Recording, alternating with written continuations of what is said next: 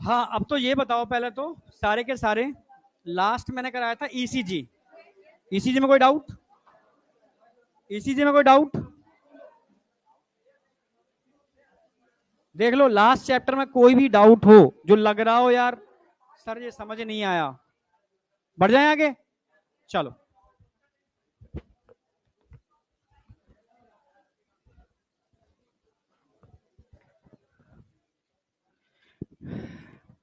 एक दिन में 2 ही लेक्चर होते हैं ना? एक दिन में 2 ही लेक्चर होते हैं ना? 3, यानी अभी एक हो चुका है, 2 हो चुके हैं, तीसरा लास्ट है। ठीक है, ठीक यार, लास्ट में तुम्हारी एनर्जी सब थकी थकी होती है इसलिए सब गड़बड़ होता है। करना स्टार्ट। ये सही सही बताना, सर्कुलेटरी सिस्टम में कोई भी डाउट अगर रह रहा है तो बताओ मुझे, कुछ भी सर्कुलेटरी सिस्टम में। हाँ सर्कुलेटरी में, बोल बोल बोल, जोर से बोल। अच्छा ये ये रिवीजन में ले लेता हूं अभी मैं, इसके अलावा कोई? हाँ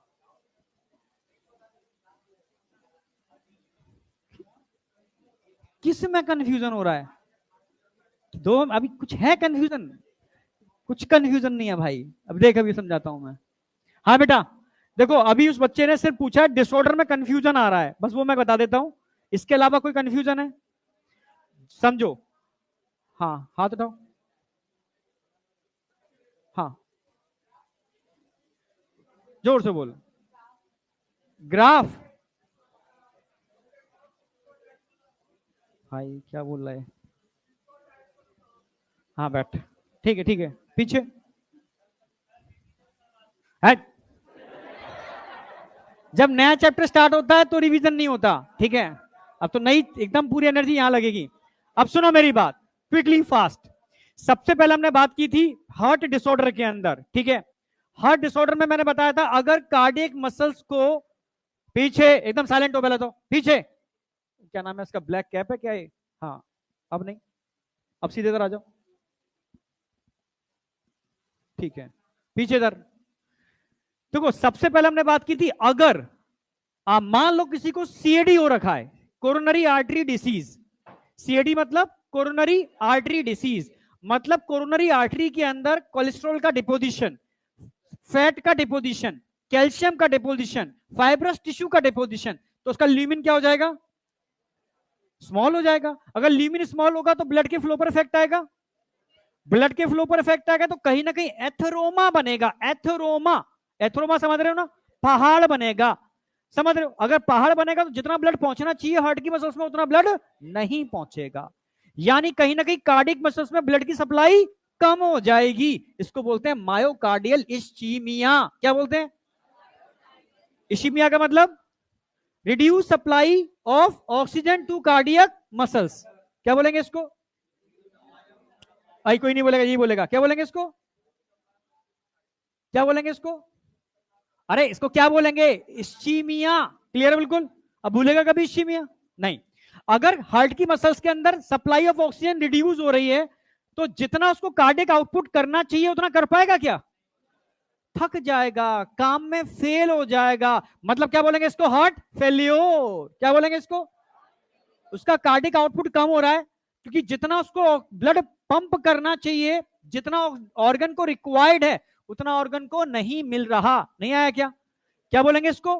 हार्ट फेल्योर। ये लंबे समय तक चलेगा तो एक दिन होगा severe acute chest pain due to reduce supply of oxygen to cardiac muscles.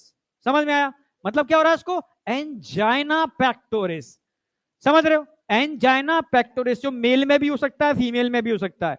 समझ रहे हो? मोस्टली कब होता है? एल्डर, ठीक है, और मिडिल एज के अंदर हो सकता है पेक्टोरिस। ये इंडिकेटर है कि आपको आने वाले समय के अंदर अटैक पड़ने वाला है। वो कल भी हो सकता है, वो समझ रहे हो 2 दिन 4 दिन 20 दिन बाद भी हो सकता है, पर अटैक पड़ने वाला, तैयार हो जाओ। नहीं आया क्या? यानी death of some part of cardiac muscles, death of some part of cardiac muscles. Attack का मतलब ये अचानक से बम्बार्टमेंट हुआ, अचानक से, समझ रहे हो, लाइसोसोम फटे हैं वहां पर, समझ रहे हो, due to reduce supply of oxygen to cardiac muscles लंबे समय से। अगर वो फटेंगे तो मसल्स डैमेज होंगे, और कार्डियक मसल्स में रिपेयर नहीं होता। अगर मसल्स डैमेज हो रहे हैं मतलब भाई तैयार हो जाओ, समय आ गया अटैक का। नहीं आया क्या? हार्ट मसल्स डेथ का। पर सारा का सारा हार्ट का मसल्स डेथ नहीं हुआ, some part of cardiac muscles. Clear है? क्या बोलेंगे इसको? Myocardial infarction. Infarction fraction, infarction fractional हो गया, इनफाक्शन। क्लियर है बिल्कुल? मान लो हार्ट की सारी मसल्स ही गई काम से, cardiac output zero, pip pip pip P straight line, cardiac arrest. भूल पाओगे यार? कोई भूलने की बात ही नहीं है इसके अंदर। सबसे पहले क्या होगा? शीमिया। वो किसको लीड करेगा? Ischemia. Heart failure, heart failure, heart failure किसको लीड करेगा? एंजाइना। एंजाइना किसको लीड करेगा? इनफाक्शन। इनफाक्शन यानी हार्ट अटैक को। अटैक किसको लीड करेगा? Heart failure, cardiac arrest.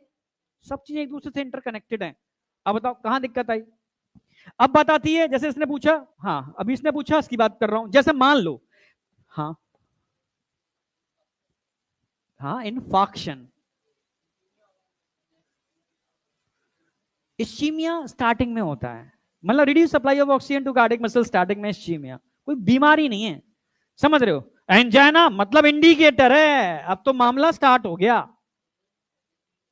दोनों ऑक्सीजन की कमी, सब कुछ ऑक्सीजन की कमी से ही हो रहा है, सब कुछ, सब कुछ ऑक्सीजन। एंजाइना भी उसी की वजह से हो रहा है, इस्कीमिया भी उसी की वजह से हो रहा है, हार्ट फेलियर भी उसी की वजह से हो रहा है, समझ रहे हो? ऑक्सीजन की, पर स्टार्टिंग में इस्कीमिया होता है पहले, इस्कीमिया लीड करता है फेलियर को, फेलियर लीड करता है एंजाइना को। एंजाइना का मतलब है अटैक आने वाला है, इंडिकेटर। अटैक का मतलब है कहीं भाई एक हार्ट फेल होने वाला है, कि मतलब खेल खत्म। समझ में आ गया? हाँ। अब हाँ तू बोल भाई।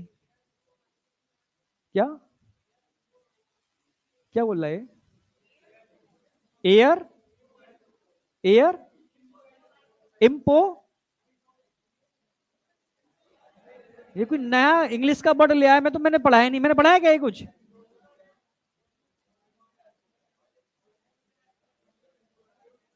मॉड्यूल में है तो मैंने तो नहीं पढ़ाया ना, एनसीईआरटी में तो नहीं है ना। फिर आ जाओ इधर, यहाँ आ जाओ, ठीक है। मैं चीजें हटवा रहा हूं, तुम पता नहीं क्या क्या जोड़ रहे हो। हाँ अब सुन, अब तेरी बात बता रहा हूं। नहीं बैठ तू, तो जाने की कौन बोल रहा है? इधर आ जाओ का मतलब है इधर सुनो। अब सीधी सी बात है, लास्ट थोड़ा तेजी से आओ, तेजी से। मान लो पीछे बेटा, देखो अगर वेंट्रिकल का वॉल्यूम बढ़ रहा है तो मतलब प्रेशर घट रहा है, वॉल्यूम बढ़ रहा है प्रेशर घट रहा है, इसमें कोई डाउट है? तो सबसे पहले आर्टरिया की बात करता हूं। आर्टरिया का वॉल्यूम बढ़ता है, प्रेशर घटता है, क्लियर बिल्कुल? और वॉल्यूम बढ़ने का मतलब है ब्लड ऊपर आर्टरिया में आ रहा है। अब क्या होगा? जब प्रेशर बहुत ज्यादा हो जाएगा, प्रेशर ज्यादा हो जाएगा, समझ रहे हो? तब क्या होगा? कॉन्ट्रैक्शन। कॉन्ट्रैक्शन का मतलब है प्रेशर एब्डोमेन में, अब कॉन्ट्रैक्शन चालू हो रहा है, प्रेशर और बढ़ेगा, समझ रहे हो? अगर ब्लड आ रहा है मतलब अंदर प्रेशर कम है, क्लियर बिल्कुल? तभी ब्लड आ रहा है। ब्लड का फ्लो में से हाई प्रेशर से लो प्रेशर की तरफ होता है। एट्रिया भर चुके हैं, अब उसका वॉल खिंच चुकी है, अब प्रेशर जनरेट हो रहा है, अब क्या होगा? कॉन्ट्रैक्शन, क्लियर बिल्कुल? कॉन्ट्रैक्शन होगा तो बराबर का अमाउंट दोनों एट्रिया से वेंट्रिकल में जाएगा, बराबर का अमाउंट, ऐसा नहीं लेफ्ट से ज्यादा रहा है राइट से ज्यादा रहा है, बराबर बराबर वेंट्रिकल में जाएगा। वेंट्रिकल का साइज क्या होता है? ज्यादा, इसलिए वेंट्रिकल में पहले से भी कुछ ब्लड होता है। जितना ब्लड एट्रिया से वेंट्रिकल में जाएगा, ठीक है, तब वेंट्रिकल का साइज क्या होगा? बढ़ेगा, जब जाएगा तब। यानी वेंट्रिकल का प्रेशर भी एट्रिया के प्रेशर से कम है, तभी एट्रिया से वेंट्रिकल में ब्लड जाएगा, ठीक है? क्लियर बिल्कुल? अब वेंट्रिकल पूरे डायलेट हो चुके हैं, डायलेशन पूरा हो चुका है, समझ, डाइस्टोल हो चुका है। अब वेंट्रिकल कॉन्ट्रैक्ट करेंगे तो ईच वेंट्रिकल से बराबर बराबर ब्लड कहां जाएगा? आर्टरी के अंदर। उतना ही जाएगा जितना एट्रिया से वेंट्रिकल में आया था, उतना वेंट्रिकल से कहां जाएगा? आर्टरी के अंदर, समझ रहे हो ना? इसलिए वेंट्रिकल का साइज ज्यादा होता है, इसलिए वेंट्रिकल में कुछ ब्लड रह जाता है, क्योंकि साइज ज्यादा होता है, क्योंकि जितना एट्रिया से वेंट्रिकल में है उतना ही वेंट्रिकल से आर्टरी में जाएगा। कोई डाउट? जब भी ब्लड कहीं पर ही एंटर करेगा, चाहे वो आर्टरी हो, एट्रिया हो, समझ रहे हो, चाहे वो वेंट्रिकल हो, अगर ब्लड की एंट्री हो रही है मतलब वहां पर प्रेशर कम है, ब्लड निकल रहा है मतलब वहां प्रेशर ज्यादा है। इसमें कंफ्यूजन तो नहीं है कोई? पक्का? अब समझ में आया बेटा? कोई डाउट है यहां पर? डायलेशन का मतलब डाइस्टोल, कॉन्ट्रैक्शन का मतलब सिस्टोल। डायलेशन होगा प्रेशर कम होगा, सिस्टोल होगा प्रेशर ज्यादा होगा, एनसीईआरटी की लाइन। यहां तक कोई कंफ्यूजन? ईसीजी में कोई कंफ्यूजन? पक्का बताओ, तो स्टार्ट कर दूं। अब बात करते हैं बेटा excretory product and there elimination, जिसके अंदर टारगेट हमारा रहेगा थोड़ा सा, ठीक है, ये रहेगा, ये रहेगा, थोड़ा ये भी रहेगा। मिक्चुरेशन देखते हैं, आज हो पाता है तो ठीक है, नहीं तो कोई दिक्कत नहीं। ठीक है, सबसे पहले मैं बात करता हूं एक्सक्रीशन है क्या।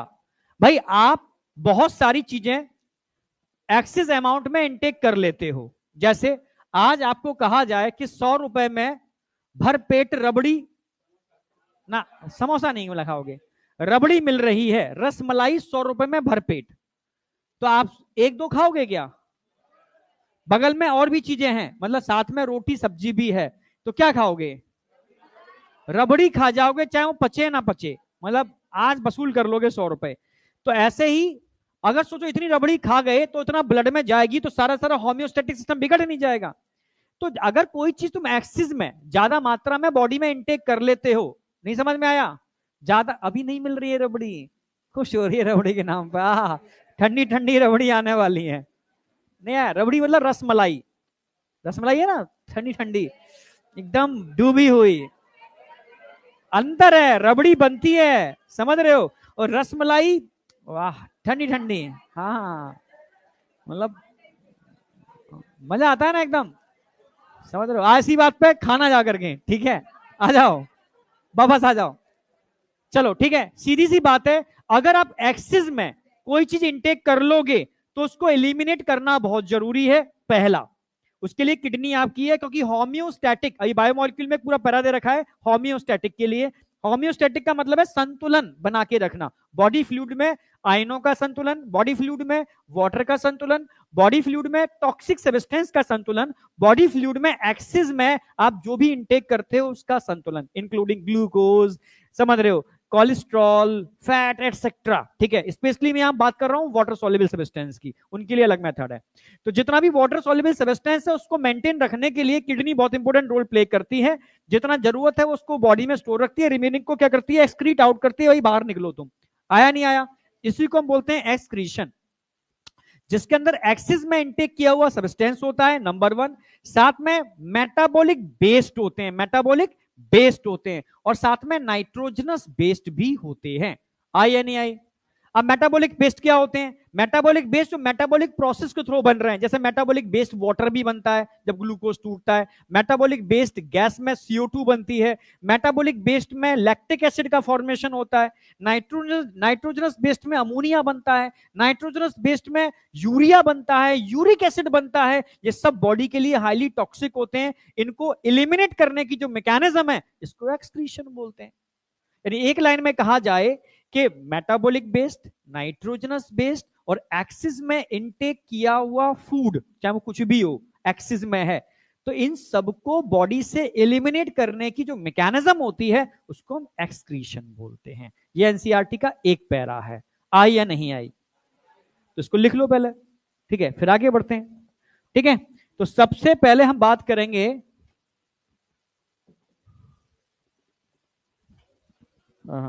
सबसे पहले हम बात करेंगे what is excretion. It is the removal of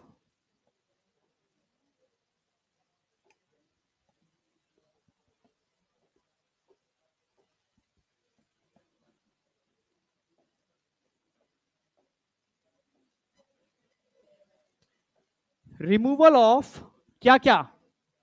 excretion क्या है? Removal of metabolic based,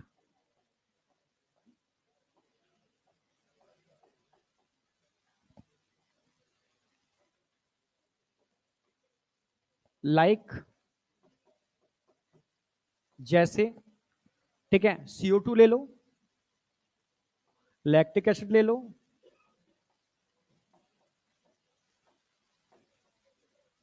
CO2 ले लो, लैक्टिक एसिड ले लो, ठीक है, ये मेटाबॉलिक बेस्ड हो गए। ठीक है, और इसके अलावा अगर बात करते हैं एंड नाइट्रोजनस बेस्ड,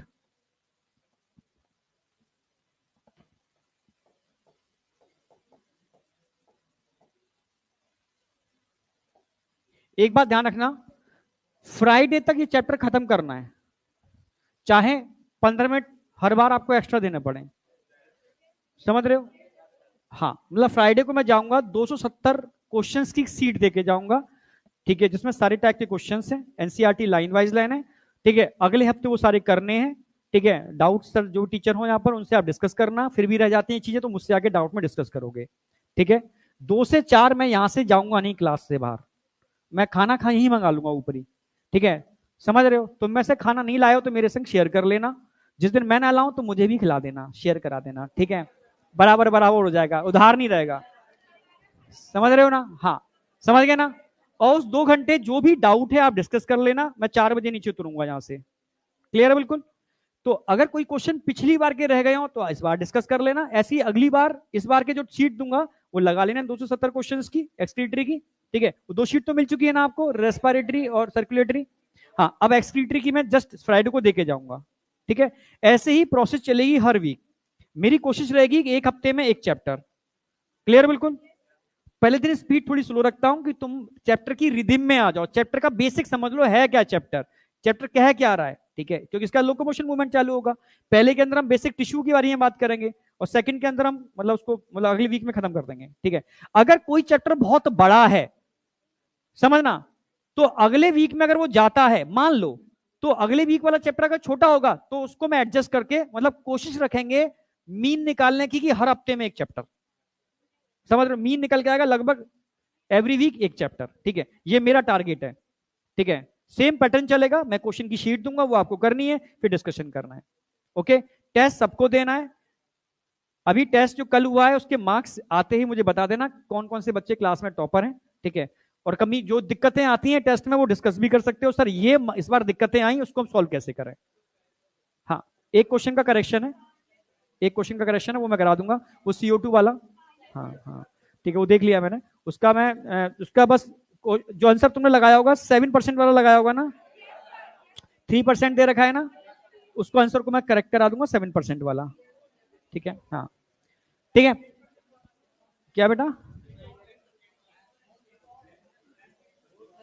वो मुझे किसी बच्चे ने पूछा नहीं है, मैं डिस्कस करके आया हूँ, मैं देख लूंगा तुम्हारे लिए देख लूंगा, पर नीचे क्लास में डिस्कस करके आया हूँ, एक ही क्वेश्चन है, ठीक है? अब आ जाओ, हाँ उसको मैं भी अपडेट करा दूंगा, ठीक है? Removal of metabolic based like CO2 lack, अब इधर आ जाओ, इधर एकदम साइलेंट, ठीक है? एंड नाइट्रोजनस बेस्ड लाइक, अब इसके अंदर हम ये एनसीईआरटी ने डिटेल में दे रखा है, नाइट्रोजन बेस्ड का अमोनिया के बारे में दे रखा है, उसने उसने यूरिया के बारे में दे रखा है, उसने यूरिक एसिड के बारे में दे रखा है, ठीक है? ETC कर देता हूं क्योंकि हाइप्यूरिक एसिड एक्सेट्रा और भी होते हैं, ठीक है?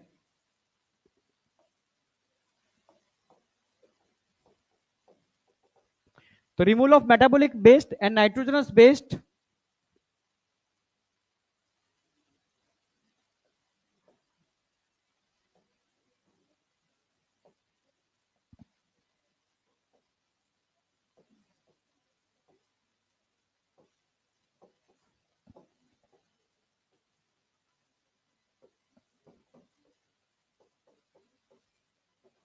अब बात आती है लाइक नाइट्रोजनस बेस्ड क्या है, ठीक है? अरे यार,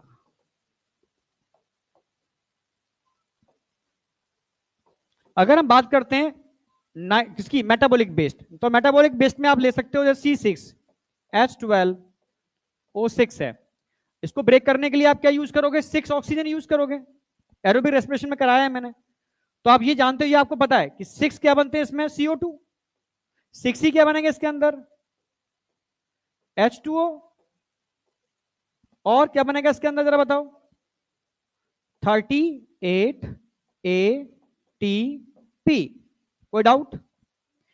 ये कब, जब इसका एरोबिक रेस्पिरेशन किया। अगर मैं इसका एनारोबिक रेस्पिरेशन करूं, एनारोबिक रेस्पिरेशन करूं in absence of oxygen, in absence of oxygen, तो ऑक्सीजन की एब्सेंस में क्या होगा,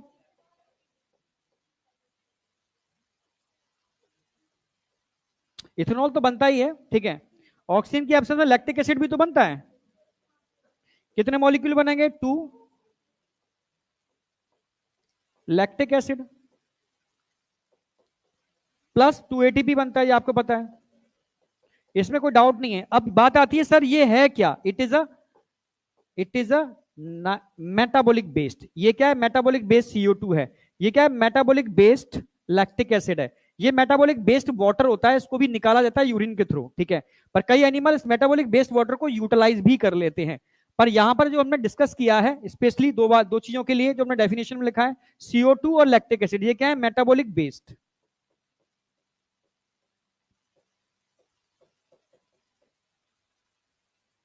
यहां तक कोई डाउट? अब मैं बात करता हूं नाइट्रोजनस बेस्ड।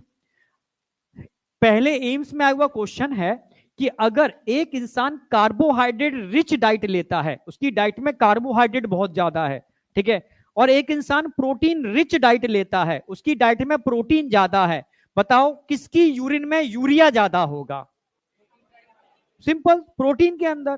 ठीक है, कभी कभी क्या करते हैं वो कंपोजिशन भी बना देते हैं, जैसे दाल बना दिया, चावल बना दिया, ठीक है, लौकी की सब्जी बना दी, तुरई की सब्जी बना दी, नहीं आया क्या? और उसमें काउंट करना पड़ेगा कितने कंपोनेंट ऐसे हैं जो प्रोटीन रिच हैं और कितने कंपोनेंट ऐसे हैं जो कार्बोहाइड्रेट रिच हैं। जिसने प्रोटीन रिच ज्यादा खाया है उसमें यूरिया का फॉर्मेशन ज्यादा होगा, जिसने प्रोटीन रिच कम खाया है उसमें यूरिया का फॉर्मेशन कंपेरेटिव कम होगा। सिंपल सी बात, आई या नहीं आई?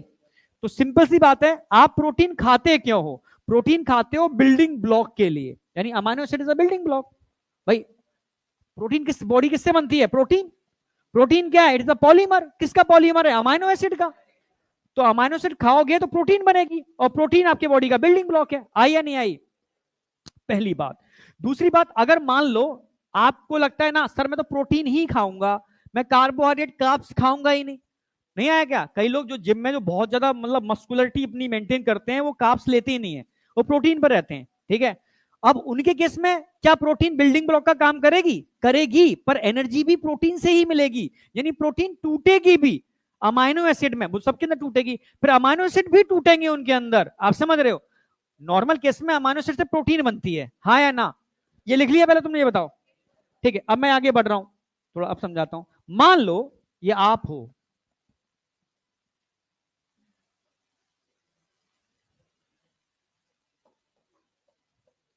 लग रहे हो स्मार्ट? सर वो तो हम है ही, लगेंगे क्या? हमने आपको खिलाया आज दाल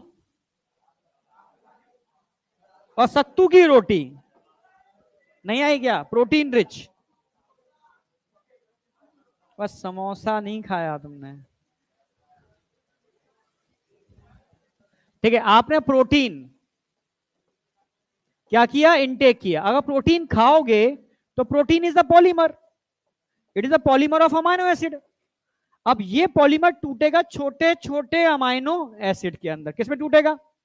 अमाइनो एसिड के अंदर। और सिंपल सी बात है,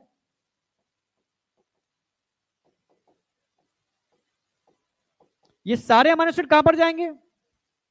लीवर, मतलब जिगर। अरे भाई जिगर ही है, ठीक है। बेसिक अमाइनो एसिड का स्ट्रक्चर आपको पता है, एक कार्बन होगा, एक हाइड्रोजन होगा, एक आल मतलब एल्काइल ग्रुप होगा, COOH एसिड और NH2। भाई जितने भी अमाइनो एसिड होंगे जो डिफरेंस होगा एल्काइल ग्रुप का होगा।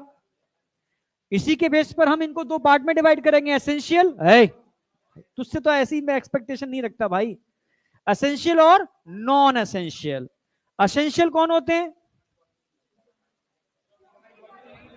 और नॉन एसेंशियल कौन होते हैं? तो काम के नहीं होते क्या? मतलब घर की मुर्गी दाल बराबर, नहीं आया क्या? होता है ना, नहीं घर में बेटा है तो उसकी मतलब ना बकत नहीं होती, या बेटी है उसकी बकत नहीं होती, नहीं है क्या? क्या है तू करती नहीं है कुछ या करता नहीं है कुछ, ठीक है, नहीं डांट पड़ती रहती है घर में। समझ रहे हो ना मेरी बात? हाँ, तो तुम्हें मुर्गी से ठीक है कुछ और बनना पड़ेगा सिलेक्शन के बाद, तब बकत होगी। समझ में आया? एक्चुअल में रिक्वायरमेंट सारे अमाइनो एसिड की होती है, पर जो बॉडी में नहीं बनते, हम डिपेंड हैं फूड के ऊपर, इसलिए हम उसके लिए बोलेंगे कैसे हैं वो सारे के सारे एसेंशियल हैं। जो बॉडी में बन रहे हैं वो नॉन एसेंशियल है, क्योंकि बन रहे हैं, नहीं आगे ऐसे ही मिल रहे हैं हमें, ठीक है, इसलिए नॉन एसेंशियल है, ठीक है। तो सिंपल सी बात है, सारे अमाइनो एसिड के अंदर सिर्फ एल्काइल ग्रुप का अंतर होगा, जो मैं सारे याद करा दूंगा 20 के 20, ठीक है। समझ रहे हो? सेलिनोसिस्टीन एक नया अमाइनो एसिड है, ठीक है, हाँ वो एक एडिशन में आया हुआ है, ठीक है, लेंजर में दे रखा है पर एनसीईआरटी में नहीं दे रखा। सेलिनोसिस्टीन मैं बता दूंगा तो मैं एक एडिशनल पॉइंट करके लिखा दूंगा। हाँ हाँ, क्या बॉडी में नहीं बनता है भाई, समझ रहे हो? तो एसेंशियली हुआ, हाँ समझ रहे हो? तो वो मैं एडिशनल मैं बता दूंगा आपको, ये आपको 20 के 20 में याद करा दूंगा क्लास के अंदर, ये गारंटी है, ठीक है। समझ में आ गया? अब तुम खा रहे हो अमाइनो एसिड, ये कहां जाएंगे? लिवर में जा रहे हैं। अब लिवर में आप जानते हो एक मैकेनिज्म होती है, जब अगर मान लो आप कार्ब्स नहीं ले रहे, यानी कार्बोहाइड्रेट नहीं खा रहे, तो एनर्जी भी तो इस अमीनो एसिड से ही मिलेगी आपको, हाँ या ना? तो लिवर में एक मैकेनिज्म होती है क्या, डी एमिनेशन। डी मतलब लात मारना, नहीं आया क्या, kick. Deamination, decarboxylation, deoxygenation, dehydroxylation, नहीं आया क्या, मतलब किक लगा के बाहर निकाल दिया। कोई भी डी का मतलब है निकाल देना, किस ग्रुप को निकाल रहे हो आगे डी लगा दो, सिंपल सी बात है। अरे ऐसे ही होता है ना? तो डी का मतलब है निकालना, डी एमिनेशन, डी समझ रहे हो ना? तो यहाँ डी एमिनेशन यानी किसको निकाल रहे हो आप, अमाइनो ग्रुप को निकाल रहे हो। कहां पर निकाल रहे हो, लीवर के अंदर निकाल रहे हो। अमाइनो ग्रुप को निकाल दोगे तो क्या बचेगा, कीटो एसिड, COOH लगा है, कीटो एसिड बचेगा। अरे हाँ है ना, ऊपर हाइड्रोजन तो नीचे एल्काइल, ये क्या बन गया, अल्फा कीटो एसिड। ये आप पढ़ोगे कहां पर, क्रेब्स साइकिल के अंदर। ये एंटर कर जाते हैं क्रेब्स साइकिल के अंदर और आपको एनर्जी प्रोवाइड कराते हैं, एनर्जी वाली साइकिल में एंटर करके, जो अभी आप पढ़ने वाले हो सेलुलर रेस्पिरेशन के अंदर। ठीक है, आपका सेल तो कंप्लीट हो गया, आपका सेल साइकिल भी हो गया। अगला चैप्टर कौन सा था, वो हो गया कि चल रहा है अभी, अब स्टार्ट होगा। ठीक है, यानी इन 2 चैप्टर में इतनी मास्टरी कर लेना, इस बार क्वेश्चन भर भर के आए थे, छोटे से चैप्टर ना ताबड़तोड़ क्वेश्चन आ रहे हैं। ठीक है, और एनसीईआरटी से बाहर नहीं थे, समझ रहे हो, एक भी क्वेश्चन मैंने एक क्वेश्चन देखा एनसीईआरटी से बाहर नहीं थे, समझ रहे हो? तो इसलिए यार इस बार कोई कसर मत छोड़ना, आता सबको है पर प्रैक्टिस करनी है क्वेश्चन की ज्यादा से ज्यादा। ठीक है, तो सर जितने भी क्वेश्चन दे रहा हूं वो करते जाओ, ठीक है, पैरेलल मैं भी दे रहा हूं वो करते जाओ, ठीक है, एकदम मजबूत कर लो। ठीक है, तो सिंपल सी बात है, डीएमिनेशन हो गया। डीएमिनेशन का मतलब है अमाइनो ग्रुप बाहर निकल गया, NH3 अमोनिया की फॉर्म में बाहर निकलेगा, निकल गया बाहर, नहीं आया भाई। अमोनिया बाहर कहां क्या करेगा अमोनिया, अरे लिवर में चल रहा है सब कुछ। अमोनिया लिवर में क्या करेगा, लिवर में एक साइकिल चलेगी ऑर्निथिन साइकिल, क्योंकि हम अमोनिया को अमोनिया की फॉर्म में नहीं निकाल पाते, क्योंकि अमोनिया रेडली सोलेबल होता है, आसानी से अलग नहीं हो सकता। हाँ करना है तो आपको बहुत पानी चाहिए, पानी में ही डूबना पड़ेगा, नहीं आया क्या? पर हम पानी में तो डूब के रहते नहीं है, हम तो धरती पर, अर्थ धरती दोनों साथ साथ हो गया, अर्थ पर है धरती पर रहते हैं, यानी टेरेस्ट्रियल है, नहीं आया क्या? कभी कभी 2 टर्म मिक्स हो जाते हैं ना, हाँ कोई नहीं यार, है तो इंसानी, समझ रहे हो? हम अर्थ पर यानी धरती पर रहते हैं, टेरेस्ट्रियल हैं, तो मजबूरी है हमें क्या करना पड़ेगा, इस अमोनिया को यूरिया में कन्वर्ट करना पड़ेगा, क्योंकि वो कंपैरेटिव लेस सॉल्युबल होती है, आसानी से उसको कम पानी में निकाला जा सकता है। क्लियर बिल्कुल? तो कन्वर्ट कैसे करेंगे अमोनिया को यूरिया में, एक साइकिल होती है ऑर्निथिन साइकिल। कौन सी साइकिल, ये कोई टीचर कंप्लेंट नहीं कर रहा इसकी क्या, सबके में दिक्कत आ रही है?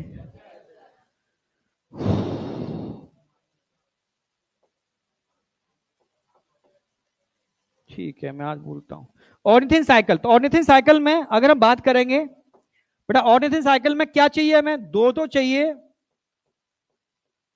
NH3, एक चाहिए CO2। अगर 2 अमोनिया एक CO2 मिल जाते हैं तो क्या बन जाएगा, तो क्या बन जाएगा, NH2 CO NH2। कहां पर बन गया, जिगर, इन लिवर, कोई डाउट? तो बस अगर मैं कहूं अमोनिया की, मैं कहूं यूरिया की, बोथ आर नाइट्रोजनस बेस्ड, कहीं कहीं ये कन्वर्ट हो जाते हैं यूरिक एसिड के अंदर। किस में कन्वर्ट हो रहे हैं, यूरिक एसिड के अंदर। ठीक है भाई, क्योंकि यूरिक एसिड लीस्ट सॉल्युबल होता है, लीस्ट टॉक्सिक होता है, आसानी से निकाला जा सकता है। ठीक है, तो वो भी बनते हैं स्पेशली बर्ड्स और रेप्टाइल्स के अंदर, समझ रहे हो ना मेरी बात, वो बढ़ाऊंगा। तो ये क्या है, समझ में आ रहा थोड़ा सा क्या है बेसिक, कि नाइट्रोजनस बेस्ड क्या होते हैं, मेटाबॉलिक बेस्ड क्या होते हैं, और एक्सिस में कुछ भी चीज खा लो, नहीं कुछ भी खा लो तुमने एक्सिस में, तो उसको निकालना भी तो जरूरी है। तुमने प्रोटीन एक्सिस में खा लिया, या तुमने प्रोटीन तो खैर काम का है, जैसे तुमसे कहा मैंने कि यार अगर तुम्हारे काफ मसल्स में दर्द होता है, ठीक है, तो तुम पोटेशियम ज्यादा खाओ। मैंने डिस्कस भी किया था। तो जो लोग बहुत मेहनत करते हैं वो केला बहुत खाते हैं, मजदूर देखा होगा गुड़ खाते हैं जाड़ों में, और केला हर समय खा लेते हैं, क्योंकि पोटेशियम का बड़ा अच्छा सोर्स है। ये नारियल पानी, ये पोटेशियम का बहुत अच्छा सोर्स है। पर मजदूर वर्ग, ठीक है, बेचारा वो नारियल पानी नहीं अफोर्ड कर पाता, महंगा होता है। केला सबसे सस्ता आता है, गुड़ सस्ता आता है, तो जाड़ों में गुड़ खाता है और नॉर्मल सीजन के अंदर केला खाता है। ये पोटेशियम अच्छा है, पोटेशियम से काफ मसल्स का दर्द बंद हो जाता है अगर ऐसा दिक्कत है तो, क्योंकि मसल्स वाला काम बहुत मेहनत का काम करते हैं वो, समझ रहे हो। पर मान लो पोटेशियम ज्यादा हो गया तो मामला बिगड़ जाएगा, हार्ट बीट रुक जाएगी, समझ रहे हो, खेल खत्म हो सकता है। इसलिए ये नहीं, जैसे मैं फिजिक्स के टीचर थे, आकाश का केस है दिल्ली का, मैं पढ़ा के आया था, तो मैंने कहा, तो उन्हें ने कहा दर्द होता है, मैंने ये पोटेशियम के लिए तुम ये चीजें कर लिया करो। बगल में बैठा था, अच्छा। तो अगले दिन चुपचाप से पोटेशियम का सॉल्यूशन ले आया पैकेट, तो मैंने देखा मैं ये कौन लेके आया भाई। अरे सर, कब बोल तो रहते आप उनसे कि पोटेशियम से ये होता है, मेरे दर्द होता है, तो कौन केला और ये खाए, पोटेशियम का सीधे गोली ने पी लूं मैं, शॉर्टकट नहीं है क्या। मर जाओगे भाई, मर जाओगे और इल्जाम मुझ पे लगा दोगे तुम, ठीक है। मैंने फेंको उसको, मैंने सर्च करो भाई, पोटेशियम इतना खा लोगे तो मर जाओगे, हार्ट बीट रुक जाएगी, अरेस्ट हो जाएगा, और इल्जाम मुझ पे लगा दोगे तुम, समझ में आया। इसीलिए किडनी बेचारी क्या करती है, ज्यादा पोटेशियम हो गया तो उसको निकालने में लगी रहती है, जो पूरा मैकेनिज्म कराऊंगा। अगर कोई आयन अगर बॉडी में ज्यादा हो जाते हैं तो निकालने की कोशिश करती है, कम होते हैं तो उनको रीअब्सॉर्ब करने की कोशिश करती है। आप समझ रहे हो ना मेरी बात। तो अगर कोई भी एक्सिस में आप ज्यादा चीजें ले लो तो उसको एलिमिनेट करना भी एक्सक्रीशन का ही रोल है। आई या नहीं आई, ठीक है। पर अगर अचानक से सॉल्यूशन ज्यादा पी लिया तो खेल खत्म हो सकता है। इसलिए ऐसा नहीं किडनी है निकाल लेगी, क्या है पी लो, नहीं आया क्या, ऐसा नहीं है, ठीक है, समझ रहे हो ना। बेचारी वो भी तो एक बेचारी है, क्या क्या करेगी। यहां तक समझ में आया, लिख लिया। अब बात करते हैं टाइप्स ऑफ नाइट्रोजनस बेस। जैसे एनसीईआरटी ने डिटेल में यही एक्सप्लेन किए हैं कि नाइट्रोजनस बेस कितने प्रकार के होते हैं, उनकी प्रॉपर्टी क्या है। सबसे पहले मैं बताऊंगा आपको अमोनिया। क्या किसकी बात करेंगे, अमोनिया। भाई अमोनिया तो डायरेक्ट ही बनना है ना, कोई चक्कर है ही नहीं, सीधा हमारे से टूटा अमोनिया बन गया, कोई ना कोई साइकिल की जरूरत है ना कुछ, सीधा। यानी अमोनिया सबके अंदर बन रहा है। It is a primary nitrogenous base which produce in all animal. नहीं आया क्या, क्लियर है ना। भाई अमोनिया सबके अंदर बनता है, सबके अंदर, क्योंकि प्राइमरी नाइट्रोजनस बेस्ड है। समझ में आया। समस्या क्या है, हाईली टॉक्सिक होता है। अब हाईली टॉक्सिक चीज को बॉडी में स्टोर कर सकते हो, हाँ या ना, नहीं कर सकते ना, not storable in our body. पर रेडली सॉल्युबल होता है, मतलब हाईली सॉल्युबल होता है। रेडली मतलब हाईली सॉल्युबल होता है। दूध में पानी मिला दो तो निकल पाएगा आसानी से, नहीं, हाँ निकल जाएगा, कहते हाँ, ठीक है, नहीं निकलेगा भाई, क्योंकि सॉल्युबिलिटी बहुत ज्यादा है। अगर किसी की सॉल्युबिलिटी बहुत ज्यादा तो लॉट ऑफ वाटर चाहिए। तो अमोनिया को अगर निकालना है तो लॉट ऑफ वाटर चाहिए। जो एनिमल पानी में रहा करते थे, एक्वेटिक थे, टेरेस्ट्रियल अभी नहीं हुए, एक्वेटिक थे, तो उन्होंने अपने अंदर अनुकूलन किया कि भाई हम पानी में रहते हैं तो हमें मशक्कत करने की जरूरत क्या है। आप समझ रहे हो ना, हमें दिमाग लगाने की जरूरत क्या है, हम अमोनिया को अमोनिया की फॉर्म में निकाल देते, हाँ या ना। तो उन्होंने अमोनिया को अमोनिया की फॉर्म में निकाल दिया। पर कई एनिमल ऐसे थे जिन्होंने कहा कि भाई अब तो हम पानी में बहुत हुआ, हम धरती पर जाएंगे, धरती पर आ गए, ठीक है। पर धरती पर उतना पानी नहीं था, तो उनको धरती के अकॉर्डिंग यानी टेरेस्ट्रियल एडेप्टेशन करनी थी, अनुकूलन करना था। तो टेरेस्ट्रियल एडेप्टेशन के लिए उन्होंने क्या काम किया, अमोनिया को यूरिया में कन्वर्ट कर लिया। अब सर्वाइव किया जा सकता है क्योंकि यूरिया कंपैरेटिव लेस सॉल्युबल होती है, आसानी से निकाली जा सकती है comparative less amount of water के थ्रू। क्लियर बिल्कुल। तो ये it is adaptation, terrestrial adaptation. ऐसे क्वेश्चन बन सकते हैं कि बताओ इस फ्रॉग की टेरेस्ट्रियल एडेप्टेशन क्या है, रेप्टाइल्स की टेरेस्ट्रियल एडेप्टेशन क्या है। तो उसमें अगर ऑप्शन आता है तो आप बोल सकते हो ये वाला भी, आई या नहीं आई, ये अनुकूलन है। क्लियर है बिल्कुल। पर कई एनिमल ऐसे थे जो वाटर कंजर्वेशन, बिलों में रहते थे, बिलों के अंदर इंसेक्ट हो गए, रेप्टाइल्स हो गए, या आकाश में रहते थे, पानी तो कम है ना ऊपर, ऊपर बिलों में, तो उनको क्या करना है, वाटर कंजर्व करना है, पानी को बचाना है। और एक्सक्रीटरी मिडल को निकालने के चक्कर में पानी बर्बाद कर देंगे तो मर जाएंगे। तुमको क्या करना पड़ेगा, वाटर कंजर्वेशन के लिए अपने अंदर भी परिवर्तन करने पड़ेंगे। क्लियर बिल्कुल।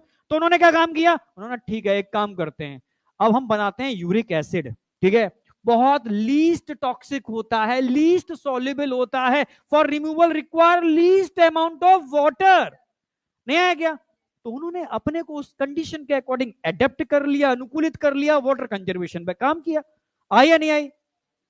इस तरीके से आप एनिमल को भी क्लासिफाई कर सकते हो, जो मैं एक साथ कराऊंगा।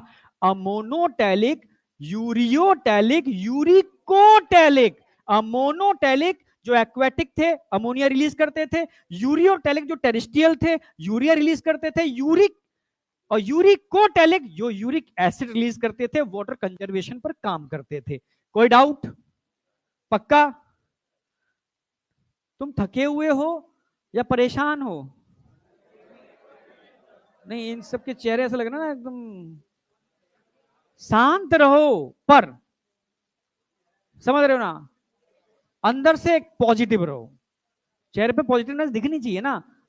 पिटे हुए हो ना किसी ने। मेरे से पहले किस क्लास थी? फिजिक्स। और तभी हाँ, फिजिक्स। ठीक है, कंसेप्ट समझ में आ गया? यहां तक लिखा दें?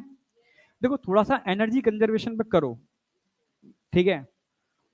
मैं कुछ चीजें कर रहा हूं, पर उसके रिजल्ट आ जाएंगे तब तुम्हें बताऊंगा। तब तक मैं तुम्हें मतलब एक रिजल्ट आ गया, जैसे बता दूं।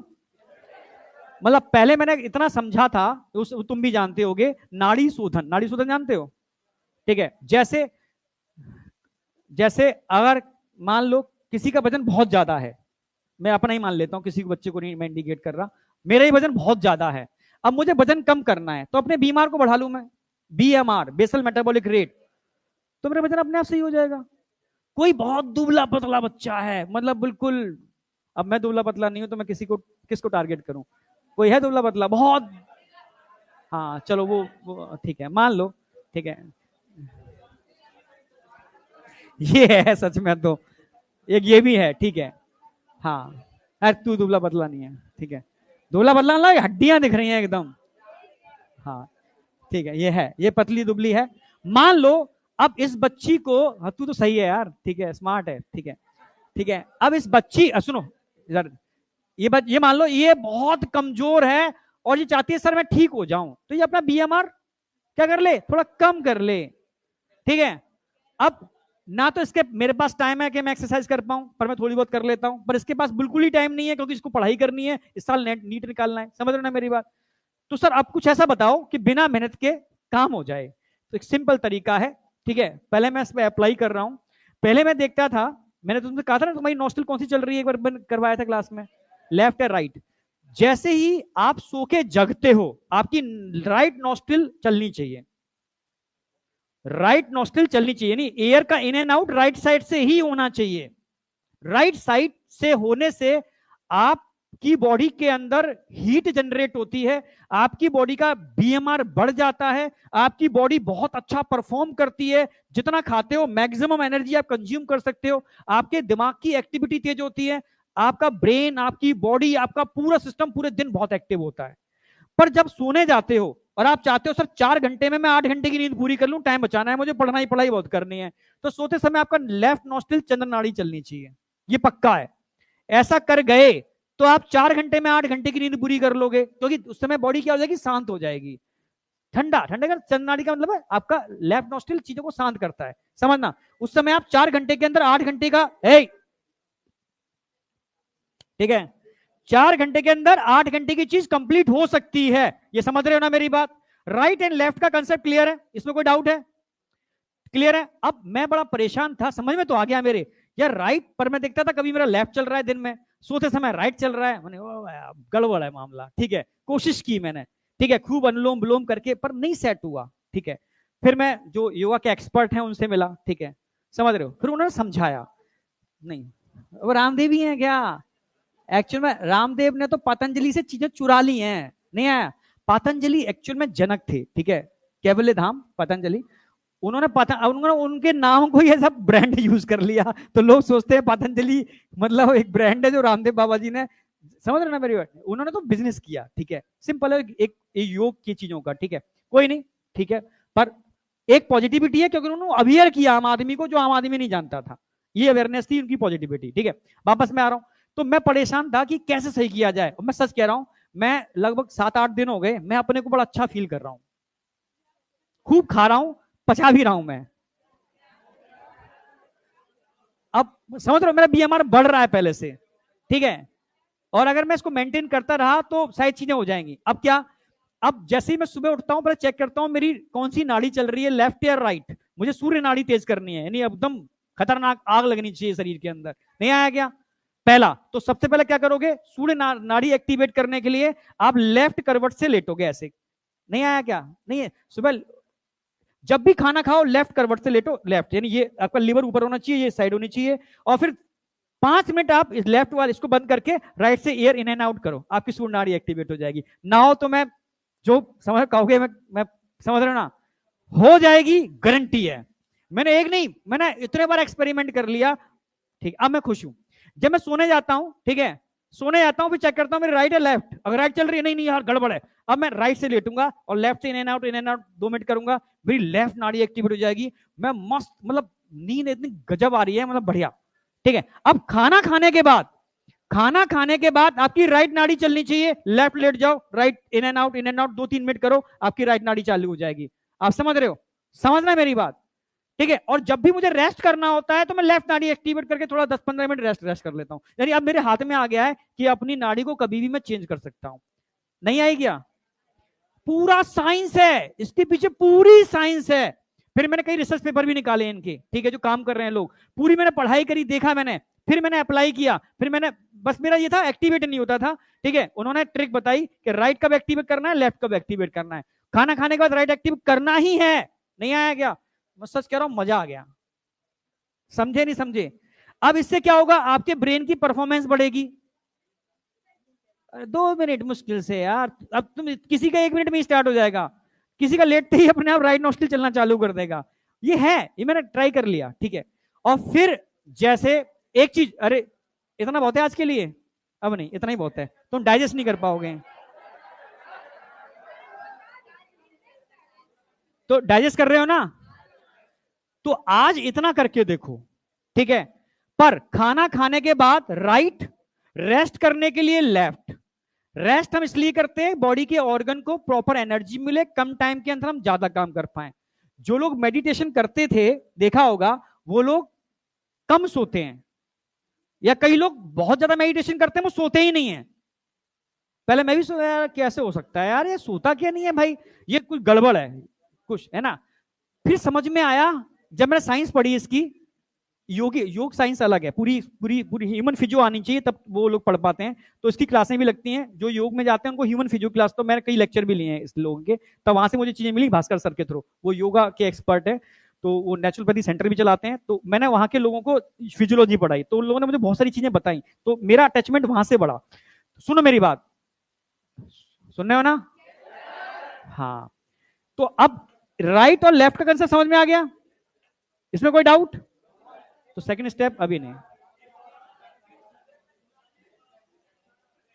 अगर बॉडी को रेस्ट देना है तो लेफ्ट साइड चलनी चाहिए, राइट साइड नहीं चलनी चाहिए। बॉडी को एक्टिवेट करना है, एक्टिवेट, सुस्त नहीं बैठना है, एकदम एक्टिवेट, समझ रहे ना मेरी बात?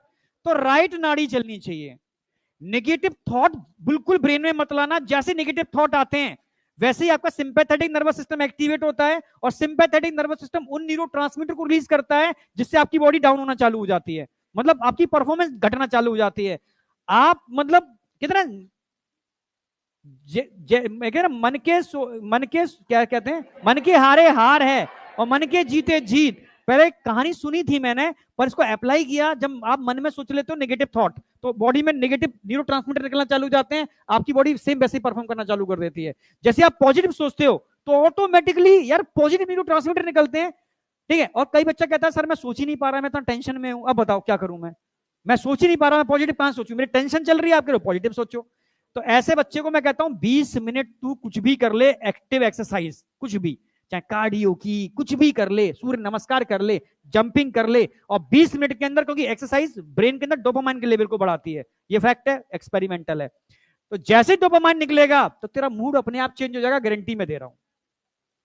ये भी मैंने ट्रीटमेंट किया है, मूड सिंड्रोम, ठीक है, मैंने बच्चों को बताया भी था। एक बहुत रिच पर्सन थे जिनको मूड सिंड्रोम था, मूड सिंड्रोम पढ़ाऊंगा अभी मैं ड्रग वाले चैप्टर के अंदर, वहां दे रखा है मूड सिंड्रोम। मूड सिंड्रोम में क्या होता है, इंसान जैसे बात कर रहा है ना, बात करते करते हो सकता है आपको मारना चालू कर दे। हाँ, मैं कई लोगों की सिक्योरिटी में मिला था, उन लोगों ने सामने बैठा था, उन्हीं को सोचता सर आपके ऊपर कुछ फेंक दे, तो थोड़ा अलर्ट रहना, हो सकता है ये खिड़की से कूद जाए, सुसाइड कर ले। हाँ, तो 3 केस किए, उसको रोका गया। तो बड़ा घर वालों ने जकड़ के रखा था, मतलब बांध करके, ये समझ लो एक तरीके से इधर मूड सिंड्रोम।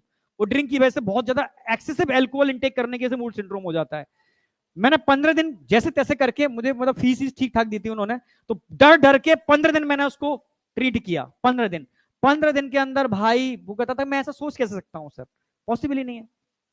एक चंदन अगरबत्ती याद है, चंदन अगरबत्ती, उसके ऑनर है मित्तल जी, ठीक है, उनको भी एक बार मूड सिंड्रोम हो गया था, ठीक है। वो कहे सर मैं फ्लाइट में जाता हूँ, मुझे लगता है फ्लाइट क्रैश होने वाली है, मैं कार में, तो कार का एक्सीडेंट होने वाला है सर, मैं घर से निकला नहीं हूँ, उतने दिन हो गए, करीब काफी दिन हो गए सर, क्या हो गया मुझे नहीं पता, ठीक है। तो मैं, मेरा कांटेक्ट था डॉक्टर्स के थ्रू, ठीक है, जैसे डॉक्टर्स पहले लोग डॉक्टरों के पास जाते हैं, बड़े डॉक्टरों के पास, ठीक है, डॉक्टर हमसे जुड़े हुए थे, ठीक है।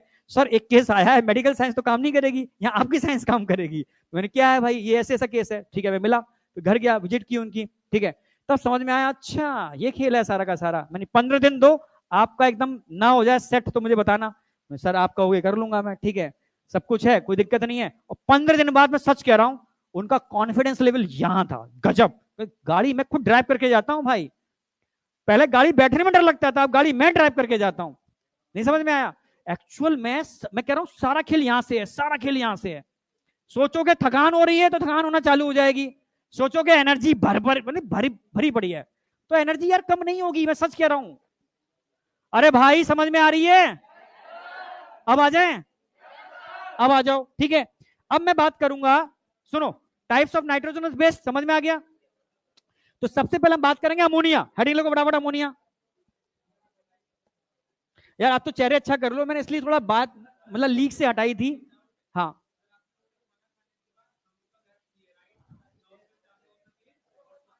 लेफ्ट। तो सुनो सुनो, सोया मत करो, खाना खाने के बाद 10 मिनट, 10 मिनट आपको ऐसे लेटना है, उस सोने के अंदर राइट नोस्ट्रिल चलना चाहिए, क्योंकि खाने का डाइजेशन करना है आपको, समझ रहे हो ना? अगर समझ में आ गया, जब खाने को पचाने के लिए सो रहे हो तो राइट नोस्ट्रिल में सो, जब रेस्ट और दूसरा रेस्ट करने के लिए सो रहे हो रात में, राइट नोस्ट्रिल चलना चाहिए, रात में लेफ्ट नोस्ट्रिल चलना चाहिए। हाँ क्या? हाँ वही तो, क्योंकि वो एनर्जी वहां से ले लेते हैं, बताऊंगा बाद में। अरे यार तुम्हें अब नहीं बताऊंगा कुछ।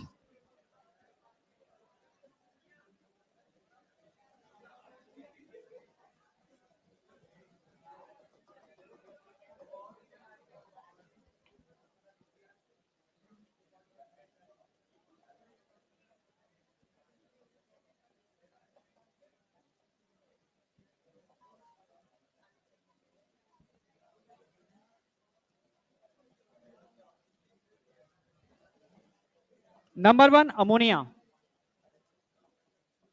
तेजी से मैं रुकूंगा नहीं, अभी समझाया इसलिए सारा लिख करके तभी रुकूंगा मैं। अमोनिया, अमोनिया की बात करते हैं मतलब NH3 की बात चल रही है, NH3 की बात करते हैं मतलब एनसीईआरटी की लाइन को तोड़ रहा हूं, फिर पिरोहूंगा, और पिरोह करके याद हो जाए उस फॉर्म में आपको लिखूंगा, जैसे इट इज अ, क्या है, it is a primary, primary nitrogenous based which produce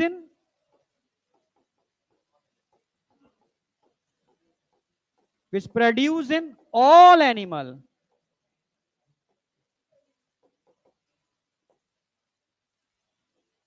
produce in all animal, NCERT line, less toxic, sorry,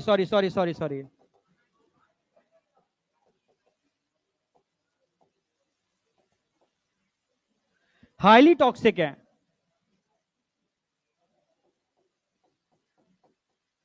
not storable in our body.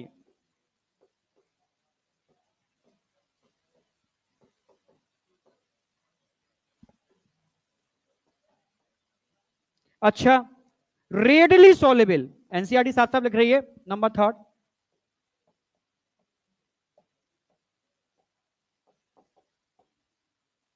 Readily मतलब क्या हो गया, highly,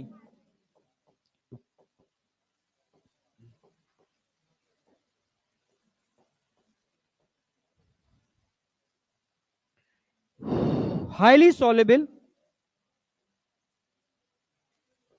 for removal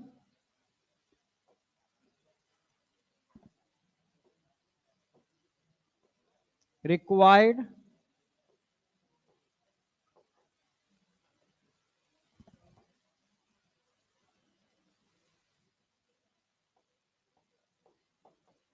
lot of water. अगला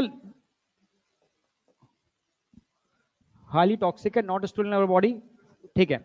अब अगला NCERT लिख रही है, ये अभी तक क्वेश्चन नहीं आया, आएगा क्वेश्चन, आएगा अमोनिया अमोनियम आयन की फॉर्म में कहां से रिमूव होती है, जरा बताओ। गिल्स और बॉडी सरफेस, ठीक है, और कोई तरीका नहीं है। अमोनिया अमोनियम आयन की फॉर्म में गिल्स और बॉडी सरफेस से रिमूव होती है, ठीक है।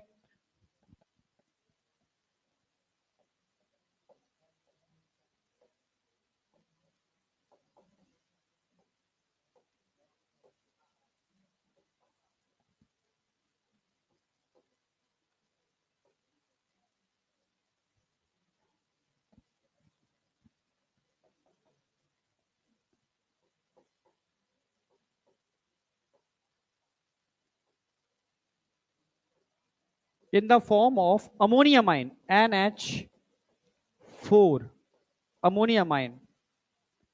Ammonia remove in the form of ammonium ion through किसके थ्रू? दो चीजें ध्यान रखनी है, बॉडी सरफेस एंड गिल्स।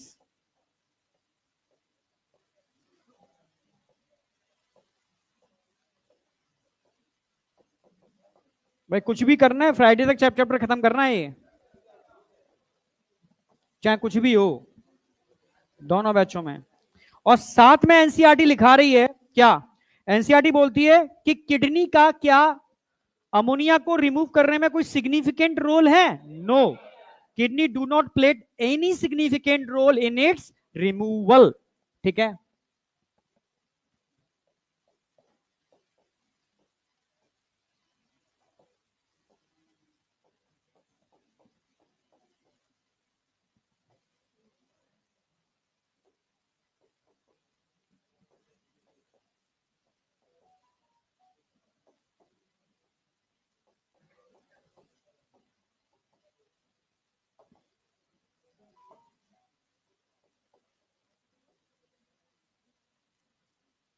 जो मैंने आज बताया इसको सच में अप्लाई करो। आपने आइस वाली एक चीजें आपने अप्लाई नहीं की होंगी, मुझे पता है। घर की मुर्गी दाल बराबर, अगर यही पैसे देके सीखने को मिलेगा तो तुम अप्लाई करोगे, समझ रहे हो? समस्या यही तो है, यूट्यूब पर सारा कंटेंट फ्री में अवेलेबल है, पर घर की मुर्गी दाल बराबर, कोई वैल्यू नहीं है। और यहीं अगर 1.5 लाख 2 लाख फीस लगेगी, तुम सीरियस हो जाओगे अपने आप, क्योंकि सारा खेल किसका है? थॉट प्रोसेस का। पैसा गया है बहुत ज्यादा, समझ रहे हो? तो सीरियस हो गए, पेरेंट्स भी सीरियस होंगे, पैसा गया है। अगर पैसा नहीं जाता पेरेंट्स भी सीरियस नहीं होते, क्या 2-2.5 रुपए में क्या है, ठीक है, फिर किसी को करा देंगे और चीज करा देंगे। बच्चे खुद भी कंफ्यूज रहते हैं, बच्चे को कंफ्यूज रखते हैं, आप समझ रहे हो? सारा खेल है, जब तक पैसा ना निकले तब तक सीरियसनेस नहीं आती। ये तुम्हारे नहीं, सबके अंदर होता है, मेरे अंदर भी। कोई फ्री में मिल जाए चीज मुझे तो शायद इतना सीरियस नहीं होगा, और पैसे में जीत जाएगी तो भाई पैसा गए भाई, वसूल करना है, नहीं आया क्या? और वसूल करना है तो मेहनत करोगे तभी चीजें निकल के आएंगी। आई नहीं आई? पर भाई जो बताया है वो करके देखो, मैं सच कह रहा हूं, फ्री में है पर रिजल्ट आएगा। मतलब तभी मैं कोई चीज बताऊंगा, पहले मैं देखूंगा करके, अगर मैं फील कर गया उसको तो मैं बताऊंगा, और फील नहीं किया तो मैं नहीं बताऊंगा, समझ गए ना? मैं फील कर रहा हूं इसलिए बता रहा हूं। थर्ड पॉइंट, रेडली, ये मतलब बहुत ज्यादा, मतलब हाईली एक ही बात है, कंफ्यूजन ना हो इसलिए बोल दिया है मैंने। सॉलेबल कौन है? Ammonia. For removal require lot of water, यानी अमोनिया रेडली सॉलेबल होती है, बहुत दूध में पानी मिला दे तो आसानी से निकल जाएगा क्या? दूध में से पानी निकाल लेगा? नहीं निकाल पाए, सॉल्युबिलिटी ज्यादा है ना। अगर निकालना पड़े तो बहुत ज्यादा पानी चाहिए, नहीं आया क्या? जो दो चीजें मिली हुई हैं उनको निकालने के लिए पानी बहुत ज्यादा चाहिए। तो भाई रेडली और हाईली सॉल्युबल है, for removal require lot of water, बहुत ज्यादा पानी चाहिए। बॉडी फ्लूइड की बात चल रही है, हमारे बॉडी फ्लूइड में अमोनिया बहुत ज्यादा सॉल्युबल होती है, बॉडी से अगर अमोनिया को अलग करना है तो बहुत ज्यादा पानी चाहिए, समझ में आ गया? इसीलिए अमोनिया उन एनिमल के अंदर बनती है जो पानी में रहते हैं। It is a primary nitrogenous base, ये highly toxic, not storable in our body. Storable समझ रहे हो? मतलब भाई टॉक्सिक चीज स्टोर कर पाओगे बॉडी के अंदर? नहीं आई? आ गई ना? तू स्टोरेबल को सोलेबल समझ गया था क्या? हाँ हाँ हाँ हाँ, समझ गया, समझ गया। ठीक है, स्टोरेबल ये सोलेबल। स्टोरेबल का मतलब है स्टोर करना, संचित करना। सोलेबल का मतलब है घुलनशीलता। कोई डाउट बेटा? पक्का? चलो आगे बढ़ रहा हूं। अब ये हमारी अमोनिया की बात आ गई, और ऐसे एनिमल जो अमोनिया रिलीज करते हैं, मोनोडेलिक होते हैं, उसको मैं लास्ट में कंपाइल करा दूंगा तीनों एनिमल को। अब हम बात करेंगे इसकी यूरिया की। अरे यार, किसकी बात करने वाले हैं? यूरिया की। अगर मैं यूरिया की बात करता हूं तो यूरिया कहां बनती है? जिगर। कहां बनती है? जिगर। जिगर बोला करो भाई। हाँ, तो number 2 urea.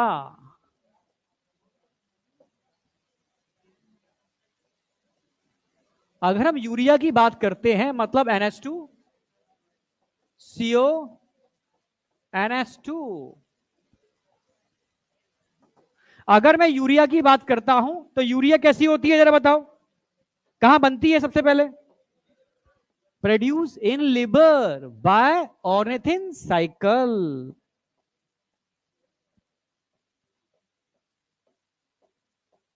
Produced in liver bye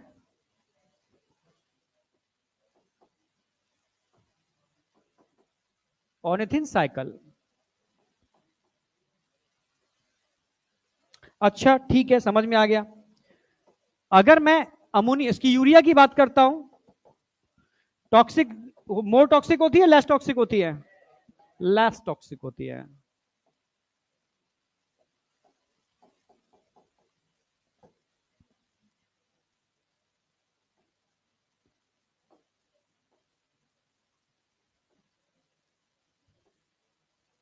some amount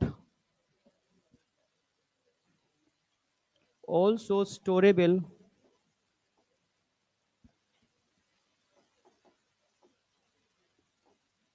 body. जैसे अगर हम बात करते हैं दो ऑर्गन की, दो जगह, एक तो body fluid, in body fluid,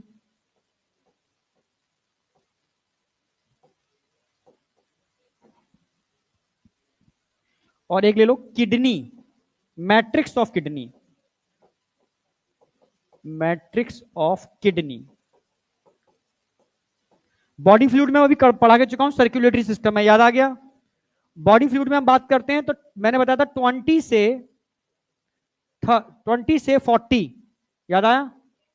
milligram, यानी 30 मिली वैल्यू निकाल लो, पर 100 ml of blood.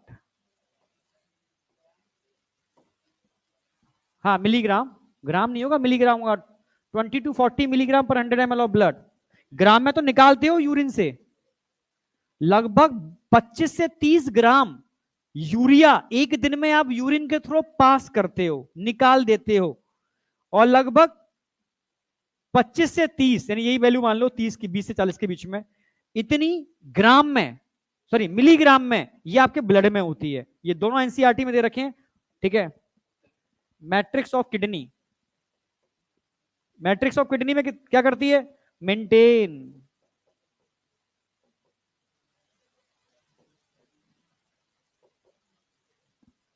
Osmolarity,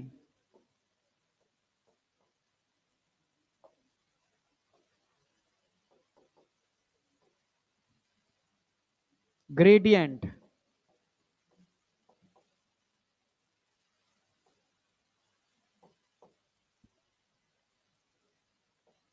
in medullary fluid.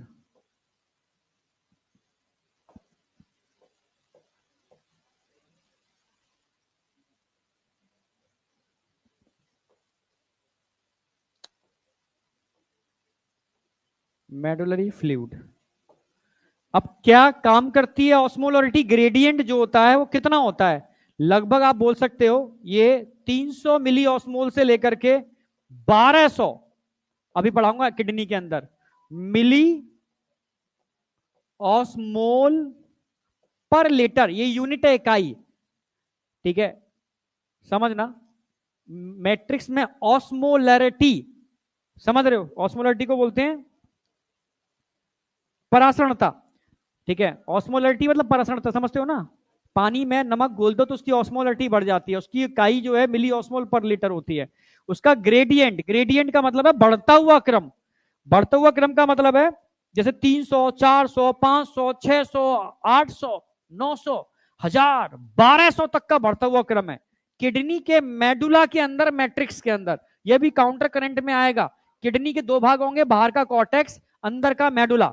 Medulla में मानो नमक की किसी ने लेयर बिछा दी हो, नहीं, कम नमक, ज्यादा नमक, और ज्यादा और ज्यादा और ज्यादा, नीचे आते वक्त ग्रेडियंट बढ़ता जा रहा है, ऑस्मोलरिटी बढ़ती जा रही है। ये ऑस्मोलरिटी 300 मिली ऑस्मोल से लेकर के 1200 मिली ऑस्मोल तक है।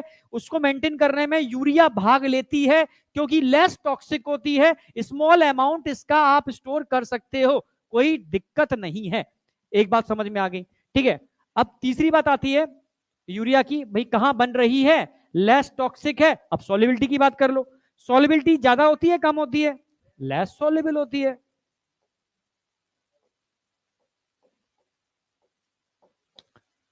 For removal require less amount of water, for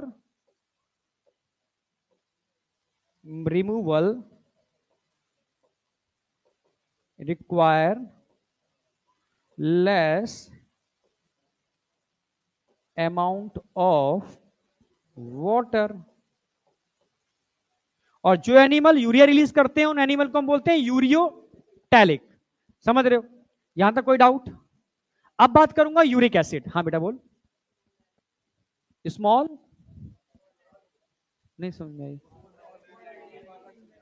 small osmolarity क्या होती है? अच्छा, ऑस्मोलैरिटी का मतलब होता है परासरणता। जैसे 10 गिलास पानी है, एक में 1 चम्मच नमक, 2 चम्मच नमक, 3 चम्मच नमक, 4 चम्मच नमक बढ़ाते जा रहे हो तो उसकी परासरणता बढ़ रही है घट रही है? बढ़ रही है, ऑस्मोलैरिटी बढ़ रही है। यानी ऐसी किडनी के अंदर लेयर्स होती हैं, समझ रहे हो, मेडुला के अंदर, जो भी पढ़ाऊंगा काउंटर करंट इसी पर आधारित है। तो हर लेयर का परासरणता बढ़ता जा रहा है, 300, 400, 500, 600, 800, 1000, 1200। नहीं आया क्या? इस ग्रेडियंट बढ़ते हुए क्रम को मेंटेन करने में यूरिया का रोल है, क्योंकि लेस टॉक्सिक होती है, स्टोर कर लोगे, नुकसान नहीं है। आई या नहीं आई? कोई डाउट? पक्का? अरे हाँ या ना? रात समझ में आया? मैं ब्रीदिंग क्यों कराता हूं आते वक्त? ब्रीदिंग इसलिए मैं रियल बोल रहा हूं। दुनिया की सबसे बोरिंग मैकेनिज्म अगर कोई है तो वो है ब्रीदिंग एक्सरसाइज। सबसे बोरिंग, 2 मिनट में तुम बोर हो जाओगे। और दुनिया की सबसे पावरफुल कोई एक्सरसाइज है तो ब्रीदिंग एक्सरसाइज है, सबसे पावरफुल। मतलब मैं क्या बताऊं मैं इसके बारे में, सब कुछ स्पीचलेस। सही कह रहे हो, मतलब इसको फील किया जा सकता है, बोला नहीं जा सकता। ठीक है, समझ गए ना? हाँ, नहीं समझे तुम, समझोगे नहीं। मैं इतनी गारंटी ले रहा हूं, अभी मैं स्टार्ट कर रहा हूं थोड़ा सा, अगर तुम साथ में पैरेलल कर सकते हो मेरे तो करके देखना किसके पास रिजल्ट कितना अच्छा आता है।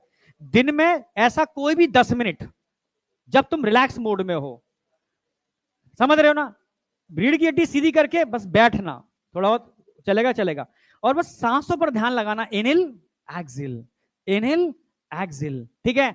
और कोशिश करना कि ध्यान लगाकर, एक तो ये करते हैं ना, राइट नॉस्ट्रिल से एयर आ रही है, लेफ्ट से जा रही है, और एयर अंदर तक जा रही है, बिल्कुल नीचे तक, ठीक है, नाभि तक, फिर जा रही है। ये फील करना। 10 मिनट के अंदर अगर आपको रिजल्ट देखने को ना मिले, पर एक दिन में नहीं मिलेगा, 15 दिन, मिनिमम 15 डेज के लिए बोला है मुझसे, ठीक है। 15 डेज, मैंने अभी रिजल्ट देखा नहीं है, एक बार मैं देख लूं। तुम अगर पैरेलल फील करना चाहते हो तो करो, मैं कोशिश कर रहा हूं, ठीक है। फिर मुझे बताना कुछ तुम्हें ऐसा नजर आए तो, पर गारंटी है, ये बोला है किसी ने, गारंटी है बच्चों को बहुत बेनिफिट मिलेगा। क्योंकि अब आजकल मैं थोड़ा डिस्कशन कर रहा हूं कि बच्चों को कम टाइम के अंदर कैसे हम एनर्जी सेव करा सकते हैं, समझ रहे हो, कैसे वो कम सो करके ज्यादा आउटपुट निकाल सकते हैं, कैसे वो हर समय एकदम एक्टिवेट रह सकते हैं, कैसे उनके दिमाग के अंदर नेगेटिव थॉट ना आए। समझ रहे हो? बिना कॉफी पिए। हाँ, कॉफी पीते हो? कितने लोग कॉफी पीते हैं?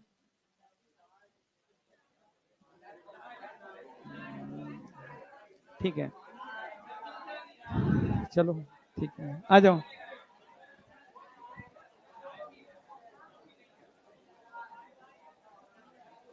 अब बात किसकी आएगी यूरिया के बाद? यूरिक एसिड की बात करते हैं तो स्पेशली बर्ड्स और रेप्टाइल्स, क्योंकि वो कहां रहते हैं? वो तो रहते हैं बिलों में, एक रहते हैं हवा में। तो वहां वाटर क्या करना है? कंजर्व करना है। क्या करना है बेटा? वाटर कंजर्व करना है, पानी को बचाना है। तो उनको क्या करना होगा? अब उनको अमोनिया और यूरिया से काम नहीं बनेगा, उनको कुछ ऐसा बनाना है जिसको निकालने के लिए बहुत कम पानी की जरूरत पड़े। वो क्या होगा? Uric acid. तो ऐसे एनिमल को हम क्या बोलेंगे जो यूरिक एसिड निकालते हैं? यूरिकोटैलिक। और यूरिक एसिड लीस्ट टॉक्सिक होता है, सबसे कम। समझ रहे हो? सबसे कम टॉक्सिक होता है यूरिक एसिड, पहली बात। यूरिक एसिड लीस्ट सॉल्युबल होता है। जो कबूतर की बीट कभी गिरी होगी वो यूरिक एसिड ही है। नहीं आया क्या? आ रहा है नहीं आ रहा? तुम में से कितने ऐसे बच्चे जो टमाटर बहुत खाते हैं? टमाटर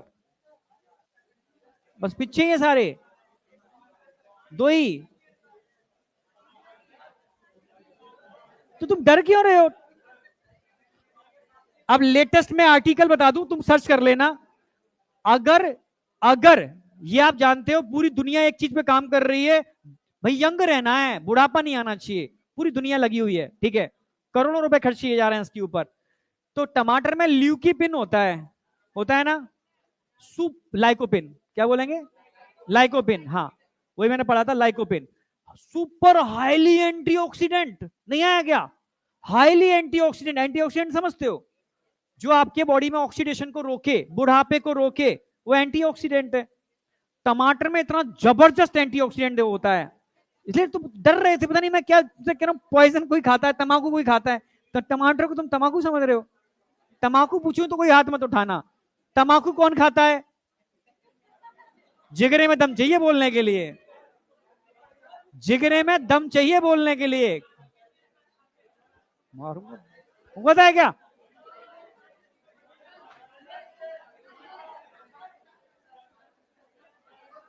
मैं सच कह रहा हूं, अगर पकड़े गए ना, मैं जूते से मारूंगा। अब देख लूंगा मैं, अब समझ में आ गया। शरीर की हालत बताती है तुम क्या खाते हो। इधर आ जाओ, इधर आ चलो। तो अब सुन लो, सुन लो, ठीक है। अब टमाटर कितने लोग खाते हैं? ठीक है, मैंने बताया हर अच्छी चीज के संग बुरी चीज साथ में चलती है। टमाटर अगर खाओगे, अब सुन लो, बहुत इंपॉर्टेंट बता रहा हूं, टमाटर खाओगे, सेम सेम ऑफलाइन क्लास की बात है, कोटा की बात है। एक बच्ची ने, जब मैं पढ़ा रहा था, तो मुझसे पूछा कि सर मेरे हाथ पैरों में जॉइंट्स में बहुत पेन हो रहा है, ठीक है। अचानक वो टमाटर का सीजन चल रहा था, उसमें टमाटर बहुत सस्ता था, 2 रुपए किलो, 1 रुपए किलो। हाँ, तो ये लोग क्या करते थे, टमाटर को ठंडा करके फ्रिज में स्लाइस बना के नमक डाल के, सर मजा आता है। तो मैंने पूछा कितने लोग टमाटर, मैं तुरंत बोला तू टमाटर बहुत खाई होगी ना? हाँ सर। पानी बहुत कम पीती हूँ। टमाटर के अंदर प्यूरिन बहुत ज्यादा होते हैं, एडेनिन ग्वानिन। अगर प्यूरिन, हाई प्यूरिन इंटेक करते हो, पानी नहीं पीते, तो यूरिक एसिड आपकी बॉडी में बहुत ज्यादा बनेगा। और यूरिक एसिड जॉइंट में डिपोजिट होता है, और जॉइंट के बीच में यूरिक एसिड आ जाए तो जॉइंट क्या हो जाएंगे? क्रैक पड़ जाएंगे ना। इन्फ्लामेशन, इन्फ्लामेशन, सूजन आ जाएगी। इसको ऑर्थोराइटिस बोलते हैं। ऑर्थो मतलब जॉइंट, आइटिस मतलब inflammation, inflammation of joint, arthritis. कोई डाउट? पक्का? समझ गए ना मेरी बात? ऐसे ही जो मीट बहुत खाते हैं, रेड मीट, मीट का सूप पीते हैं, नहीं है, उसमें प्यूरिन बहुत ज्यादा होते हैं। रेड मीट नहीं जानते? पूरी फिल्म इंडस्ट्री पागल है रेड मीट के लिए, सुंदर होने के लिए, जवान बनने के लिए रेड मीट खाते हैं लोग। नहीं आया क्या? रेड मीट नहीं जानती? मीट, मीट, अरे बोटी, मसल्स, मटन, ठीक है। हाँ, समझ गए ना? हाँ, तो बहुत बहुत फेमस है भाई। तो किसी का भी मीट हो, रेड मीट होने चाहिए, ठीक है, जिसके अंदर, जैसे अभी मसल्स में पढ़ाने वाला हूं मैं, ठीक है, जिसमें मायोग्लोबिन बहुत ज्यादा होता है, समझ में आया, रेड कलर का, रेड मसल फाइबर ज्यादा होते हैं, ठीक है। क्या चीज? वेजिटेरियन? क्या खाते होंगे? मैं खाता हूं जबरदस्त प्रोटीन, प्योर वेजिटेरियन हूं, ठीक है। क्योंकि बड़ी बड़ी, अभी देखा होगा ना, इधर से सुनो, फिल्म इंडस्ट्री के अंदर लोगों ने रेड मीट छोड़ दिया, पता है, कैंसर बहुत तेजी से आया, लोगों के, बड़े फिल्म स्टारों को कैंसर आया, तब रिसर्च निकली कि रेड मीट कैंसर कॉजिंग होता है, ठीक है, तो लोगों ने रेड मीट कम किया, ठीक है, कम किया है, अच्छी बात है, ठीक है। प्रोटीन का सोर्स एक्चुअल में दो ही है, अच्छा प्रोटीन का सोर्स तो देखो मीट ही है, अच्छा प्रोटीन का सोर्स, पर वो मीट बहुत अच्छा होना चाहिए। अगर ऐसी मछली है जो तालाबों में रहती है जहां पॉल्यूटेंट वाटर जा रहा है, तो उस मीट को खाने से इंसान मर जाएगा, क्योंकि लेड जैसी चीजें उसके अंदर पहुंच जाएंगी। अब है यार, क्या करें, ऐसी मुर्गी, जितनी भी डिसीज हैं वो यहीं से आ रही हैं, एनिमल सोर्स से, ठीक है। एक्चुअल में लॉन्ग लाइफ जीना है, लंबा जीना है, स्वस्थ रहना है, तो वेजिटेरियन होना पड़ेगा, ऐसा मैं नहीं बोलता, अब तो पूरी दुनिया बोल रही है, इंडिया नहीं पूरी दुनिया, और बड़े बड़े फिल्म स्टार भी माइग्रेट कर रहे हैं, तभी तो जो लौकी 2 रुपए मिलती थी आज 100 रुपए मिल रही है। क्या करूं यार, वापस आओ, ठीक है। सबसे अच्छा प्रोटीन प्लांट प्रोटीन है, आ जाओ उधर।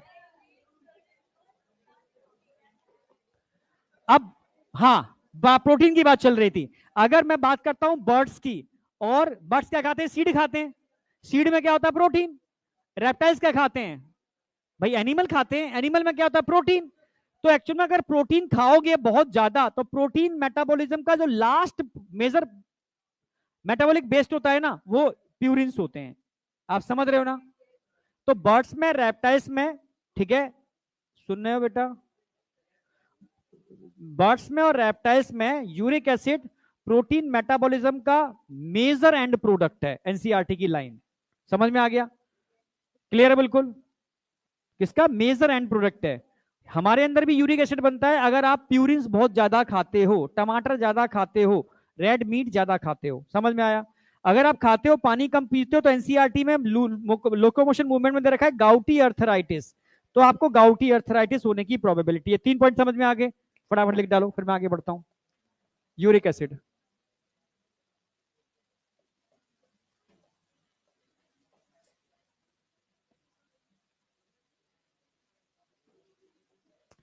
अगर यूरिक एसिड की बात करेंगे,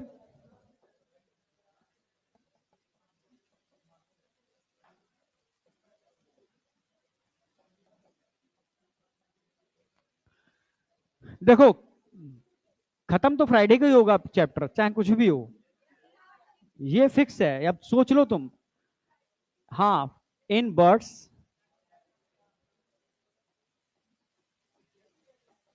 सैटरडे को भी एक्स्ट्रा क्लास चल रही है तुम लोगों की?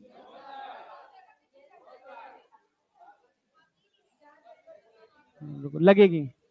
इन बर्ड्स एंड रेप्टाइल्स,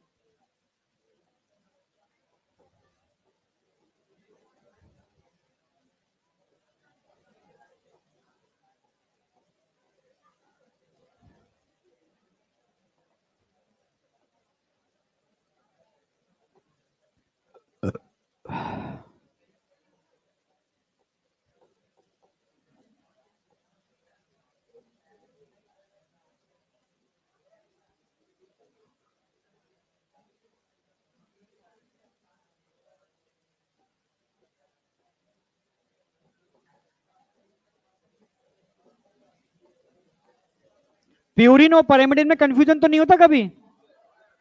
अगर कंफ्यूजन होता है तो मैं हमेशा काका हाथरसी की एक पोएम सुनाता हूं। काका हाथरसी, जानते हो ना, बहुत अच्छा मतलब पोइट्री करते हैं, बहुत हास्य कवि है, मतलब हंसा हंसा के लोटफूट करते हैं। तो वो अपनी पत्नी पर व्यंग करते हैं अक्सर कर, ठीक है। मैं अपनी पत्नी से प्यार से बोलियो, भोजपुरी में प्यार से बोलियो ए जी, तब उनका व्यंग स्टार्ट होता है। नहीं आया क्या? मतलब प्यार से ए जी, प्यार से मतलब प्यूरिन। प्यूरिन कौन से होते हैं? ए जी। नहीं आई? एडेनिन, गुआनिन, प्यूरिन होते हैं। साइटोसिन, थायमिन और यूरेसिल पायरेमिडिन होते हैं।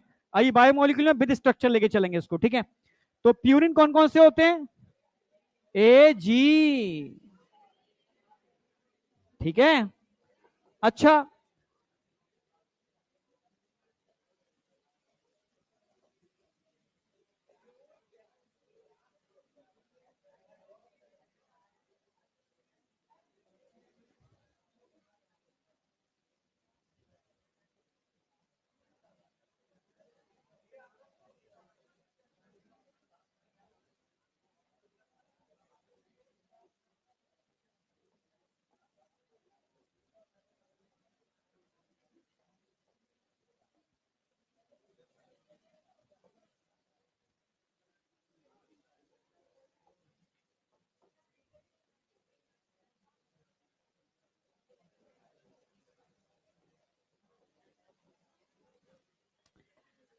समझे ये कहां पर? समझ रहे हो, ये मैमल्स की बात चल रही है। मैमल्स के अंदर भी यूरिक एसिड क्रिस्टल बन जाते हैं अगर आप प्यूरिन बहुत ज्यादा खा रहे हो। तो प्यूरिन कन्वर्ट किस में होगा? जैंथिन में। जैंथिन किस में कन्वर्ट होगा? यूरिक एसिड क्रिस्टल्स में। और यूरिक एसिड क्रिस्टल अगर जॉइंट में डिपॉजिट हो जाएंगे तो इन्फ्लामेशन होगा, उसका क्या होगा? Gouty arthritis. ये अभी एनसीईआरटी का ही है, पर लोकोमोशन मूवमेंट में दे रखा है gouty arthritis.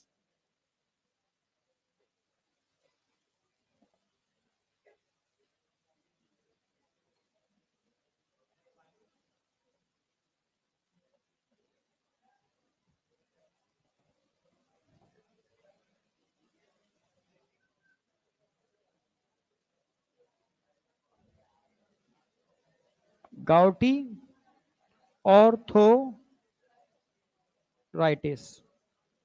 Inflammation of joint होता है इसके अंदर।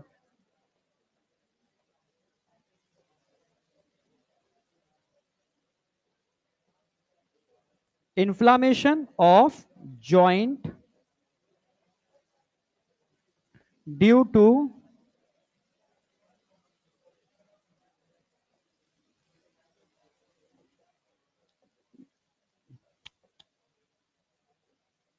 Deposition of uric acid crystal.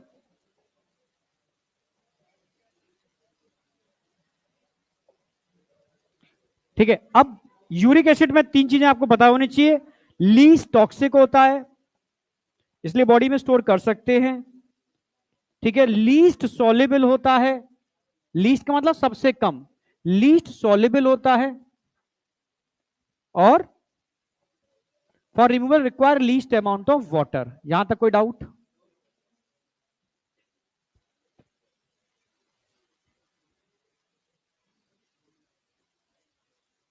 Complete कर लो।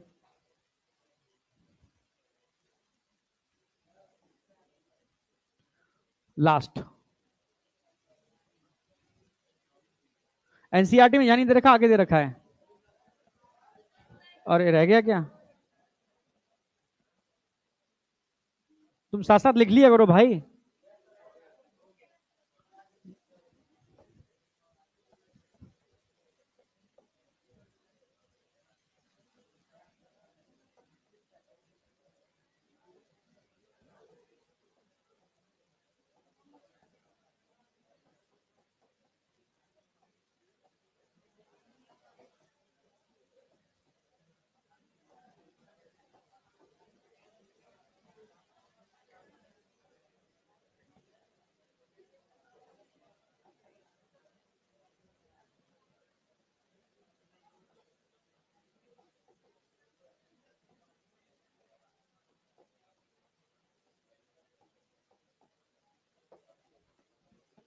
अब आ जाओ टाइप्स ऑफ एनिमल।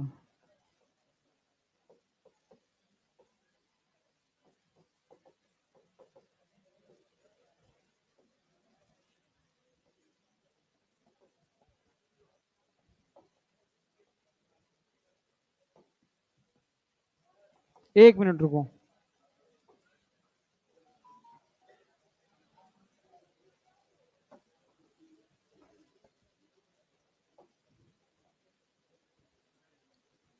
हो गया? ये तो अपने आप लिख लिया करो यार। यूरिक एसिड लीस्ट टॉक्सिक है, least soluble for even require least amount of water. Types of animal में 3 पार्ट में डिवाइड करेंगे। कौन कौन से पार्ट होंगे भाई? जो अमोनिया रिमूव कर रहे हैं वो क्या होंगे? अमोनोटैलिक।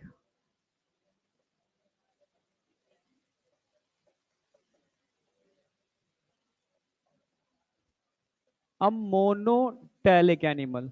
जो यूरिया रिलीज करेंगे, यूरियो टैलिक। जो यूरिक एसिड रिलीज करेंगे, यूरिको टैलिक। एग्जाम्पल पर क्वेश्चन आएगा, ठीक है? अमोनोटैलिक क्या रिलीज करते हैं? अरे क्या रिलीज करेंगे? अमोनिया। ये क्या रिलीज करेंगे? यूरिया। ये क्या रिलीज करेंगे? Uric acid. क्वेश्चन किस पर आएगा? एग्जाम्पल। एनसीईआरटी में जो एग्जाम्पल दे रखे हैं एमोनोटैलिक के, क्या क्या दे रखे हैं जरा बताओ? Aquatic, aquatic arthropods. और जरा बताओ? Mostly bony fish. अच्छा, तीसरा एग्जांपल बताओ। लार्वा, एडल्ट एम्फीबिया यूरियोटेलिक होता है। लार्वा, अरे बॉडी लिख दिया मैंने, bony. Bony fish, larva of amphibia.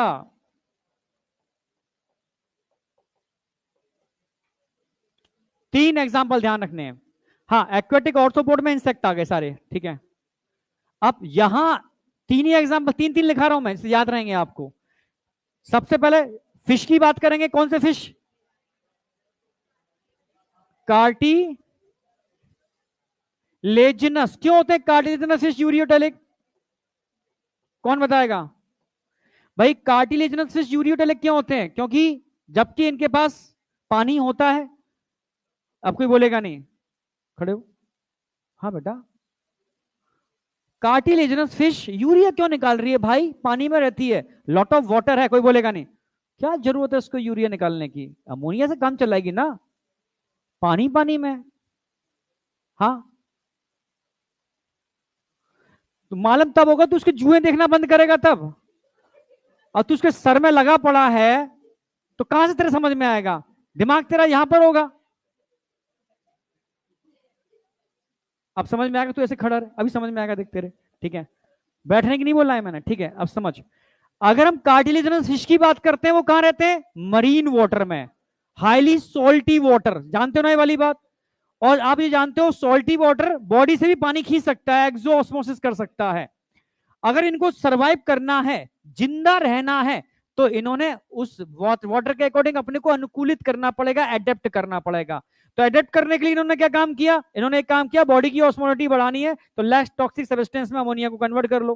तो अमोनिया निकालने की जगह इन्होंने अमोनिया को यूरिया में कन्वर्ट कर लिया और अंदर की ऑस्मोलिटी क्या कर ली? बढ़ा ली।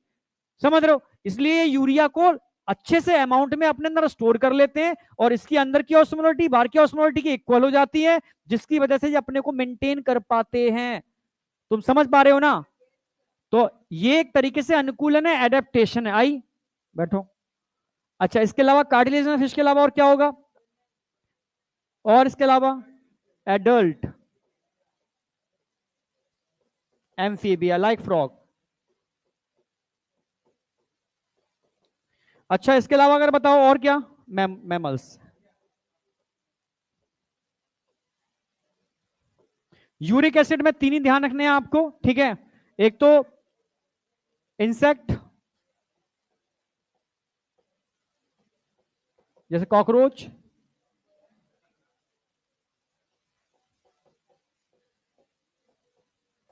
जैसे रेप्टाइल्स,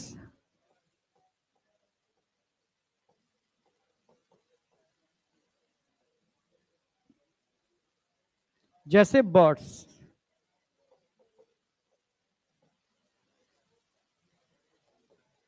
ठीक है। हाँ, लैंड स्नेल भी लिख सकते हो, इंसिडेंट लिख रखा है ना। हाँ,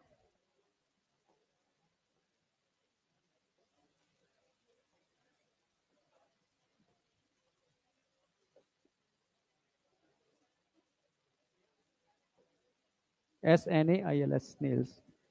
ठीक है, ये दे रखा है एनसीईआरटी ने, और कुछ दे रखा है एनसीईआरटी ने इसके अलावा? एनसीईआरटी दियो, बस इतना ही दे रखा है मुझे लग रहा है। अरे ये तो बुरी हालत कर रखी है।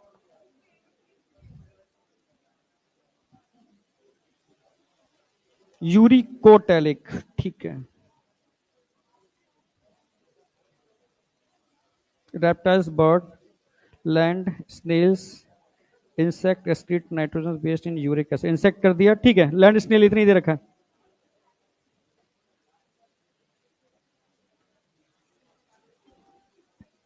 यहां तक एग्जाम्पल याद रहेंगे? पक्का? एक पार्ट हमारा फिनिश हो चुका है, ठीक है, बेसिक वाला। कल से स्पीड थोड़ी ज्यादा होगी, ठीक है। ओके, पर आज दो चीजें बताई हैं, करके देखना है यार, और गारंटी है ना है, मतलब एक देखो ये चीज एक दिन में नहीं होती है, पर 2-3 दिन में तुम्हें समझ में आ जाएगा, ठीक है।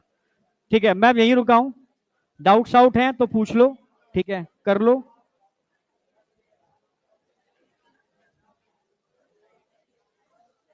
हाँ देखो, कुछ क्वेश्चंस मैंने दे रखे हैं इसके अंदर, ये कर लेना, ठीक है, ये आज के टॉपिक के बेस पर है।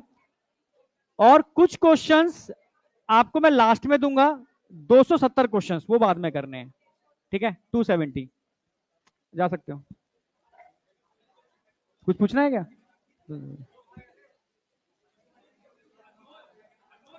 किसी को कुछ भी पूछना है तो रुक सकता है।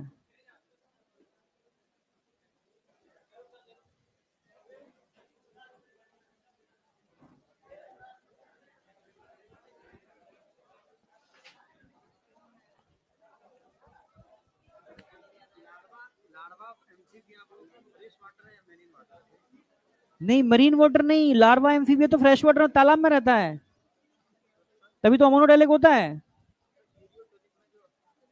एडल्ट टेरेस्ट्रियल हो गया, तो टेरेस्ट्रियल में तो अमोनिया निकालेगा नहीं, टेरेस्ट्रियल में तो उसको यूरिया निकालने पड़ेगी, पानी कम है। कंसेप्ट समझ में आ गया होगा? कंसेप्चुअल चलो, कोई गड़बड़ नहीं करोगे। हाँ, फ्रॉग बिल्कुल यूरियोटेलिक है, क्योंकि वो कहाँ गया था? टेरेस्ट्रियल पर आ गया, अब उसको एडेप्टेशन करना पड़ेगा उसके अकॉर्डिंग।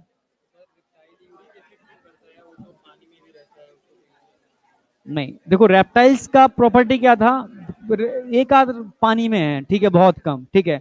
वो वाटर कंजर्वेशन पे काम करते हैं, यानी उनकी, देखो उन्होंने अपने अंदर क्या क्या किया, उन्होंने अपनी स्किन को टाइट कर लिया, ठीक है, वाटर एवेपोरेट कम से कम हो, बिलों में रहते हैं, ठीक है। तो ऐसे मैमल्स पानी में रहते हैं पर यूरिया रिलीज करते हैं, वो एक अलग प्रोसेस है।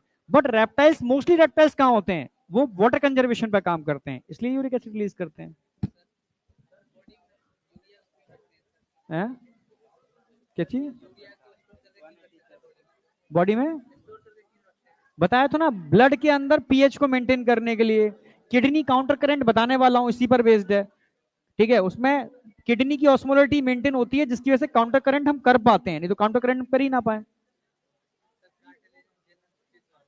उसने बताया था मैंने, यूरिया नहीं इकट्ठा करेगी तो बाहर पानी में सॉल्ट बहुत ज्यादा है, वो उसके बॉडी के पानी को खींच लेगा, तो ऐसा ना हो तो उसने क्या किया, अपने अंदर यूरिया इकट्ठा कर लिया, अब दोनों की परासनता, ऑस्मोलरिटी बराबर हो गई। अरे आप नॉर्मल पानी के अंदर किसी चीज को डाल दोगे, बाहर की ऑस्मोलरिटी बहुत ज्यादा है। अचार में नमक डालते हैं, क्यों डालते हैं अचार में नमक? बैक्टीरिया, सारी बैक्टीरिया की एक्सो ऑस्मोसिस हो जाए, नमक की वजह से अचार सड़ता नहीं है लंबे समय तक, तो ऐसे ही एक्सो ऑस्मोसिस हो जाती है ना बॉडी से।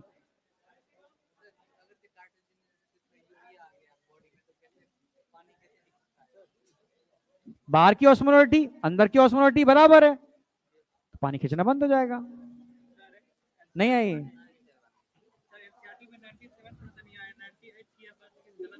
रुक जाओ, select the correct statement. Human RBC transport approximately 97 से 98% ऑफ ऑक्सीजन, सही तो है।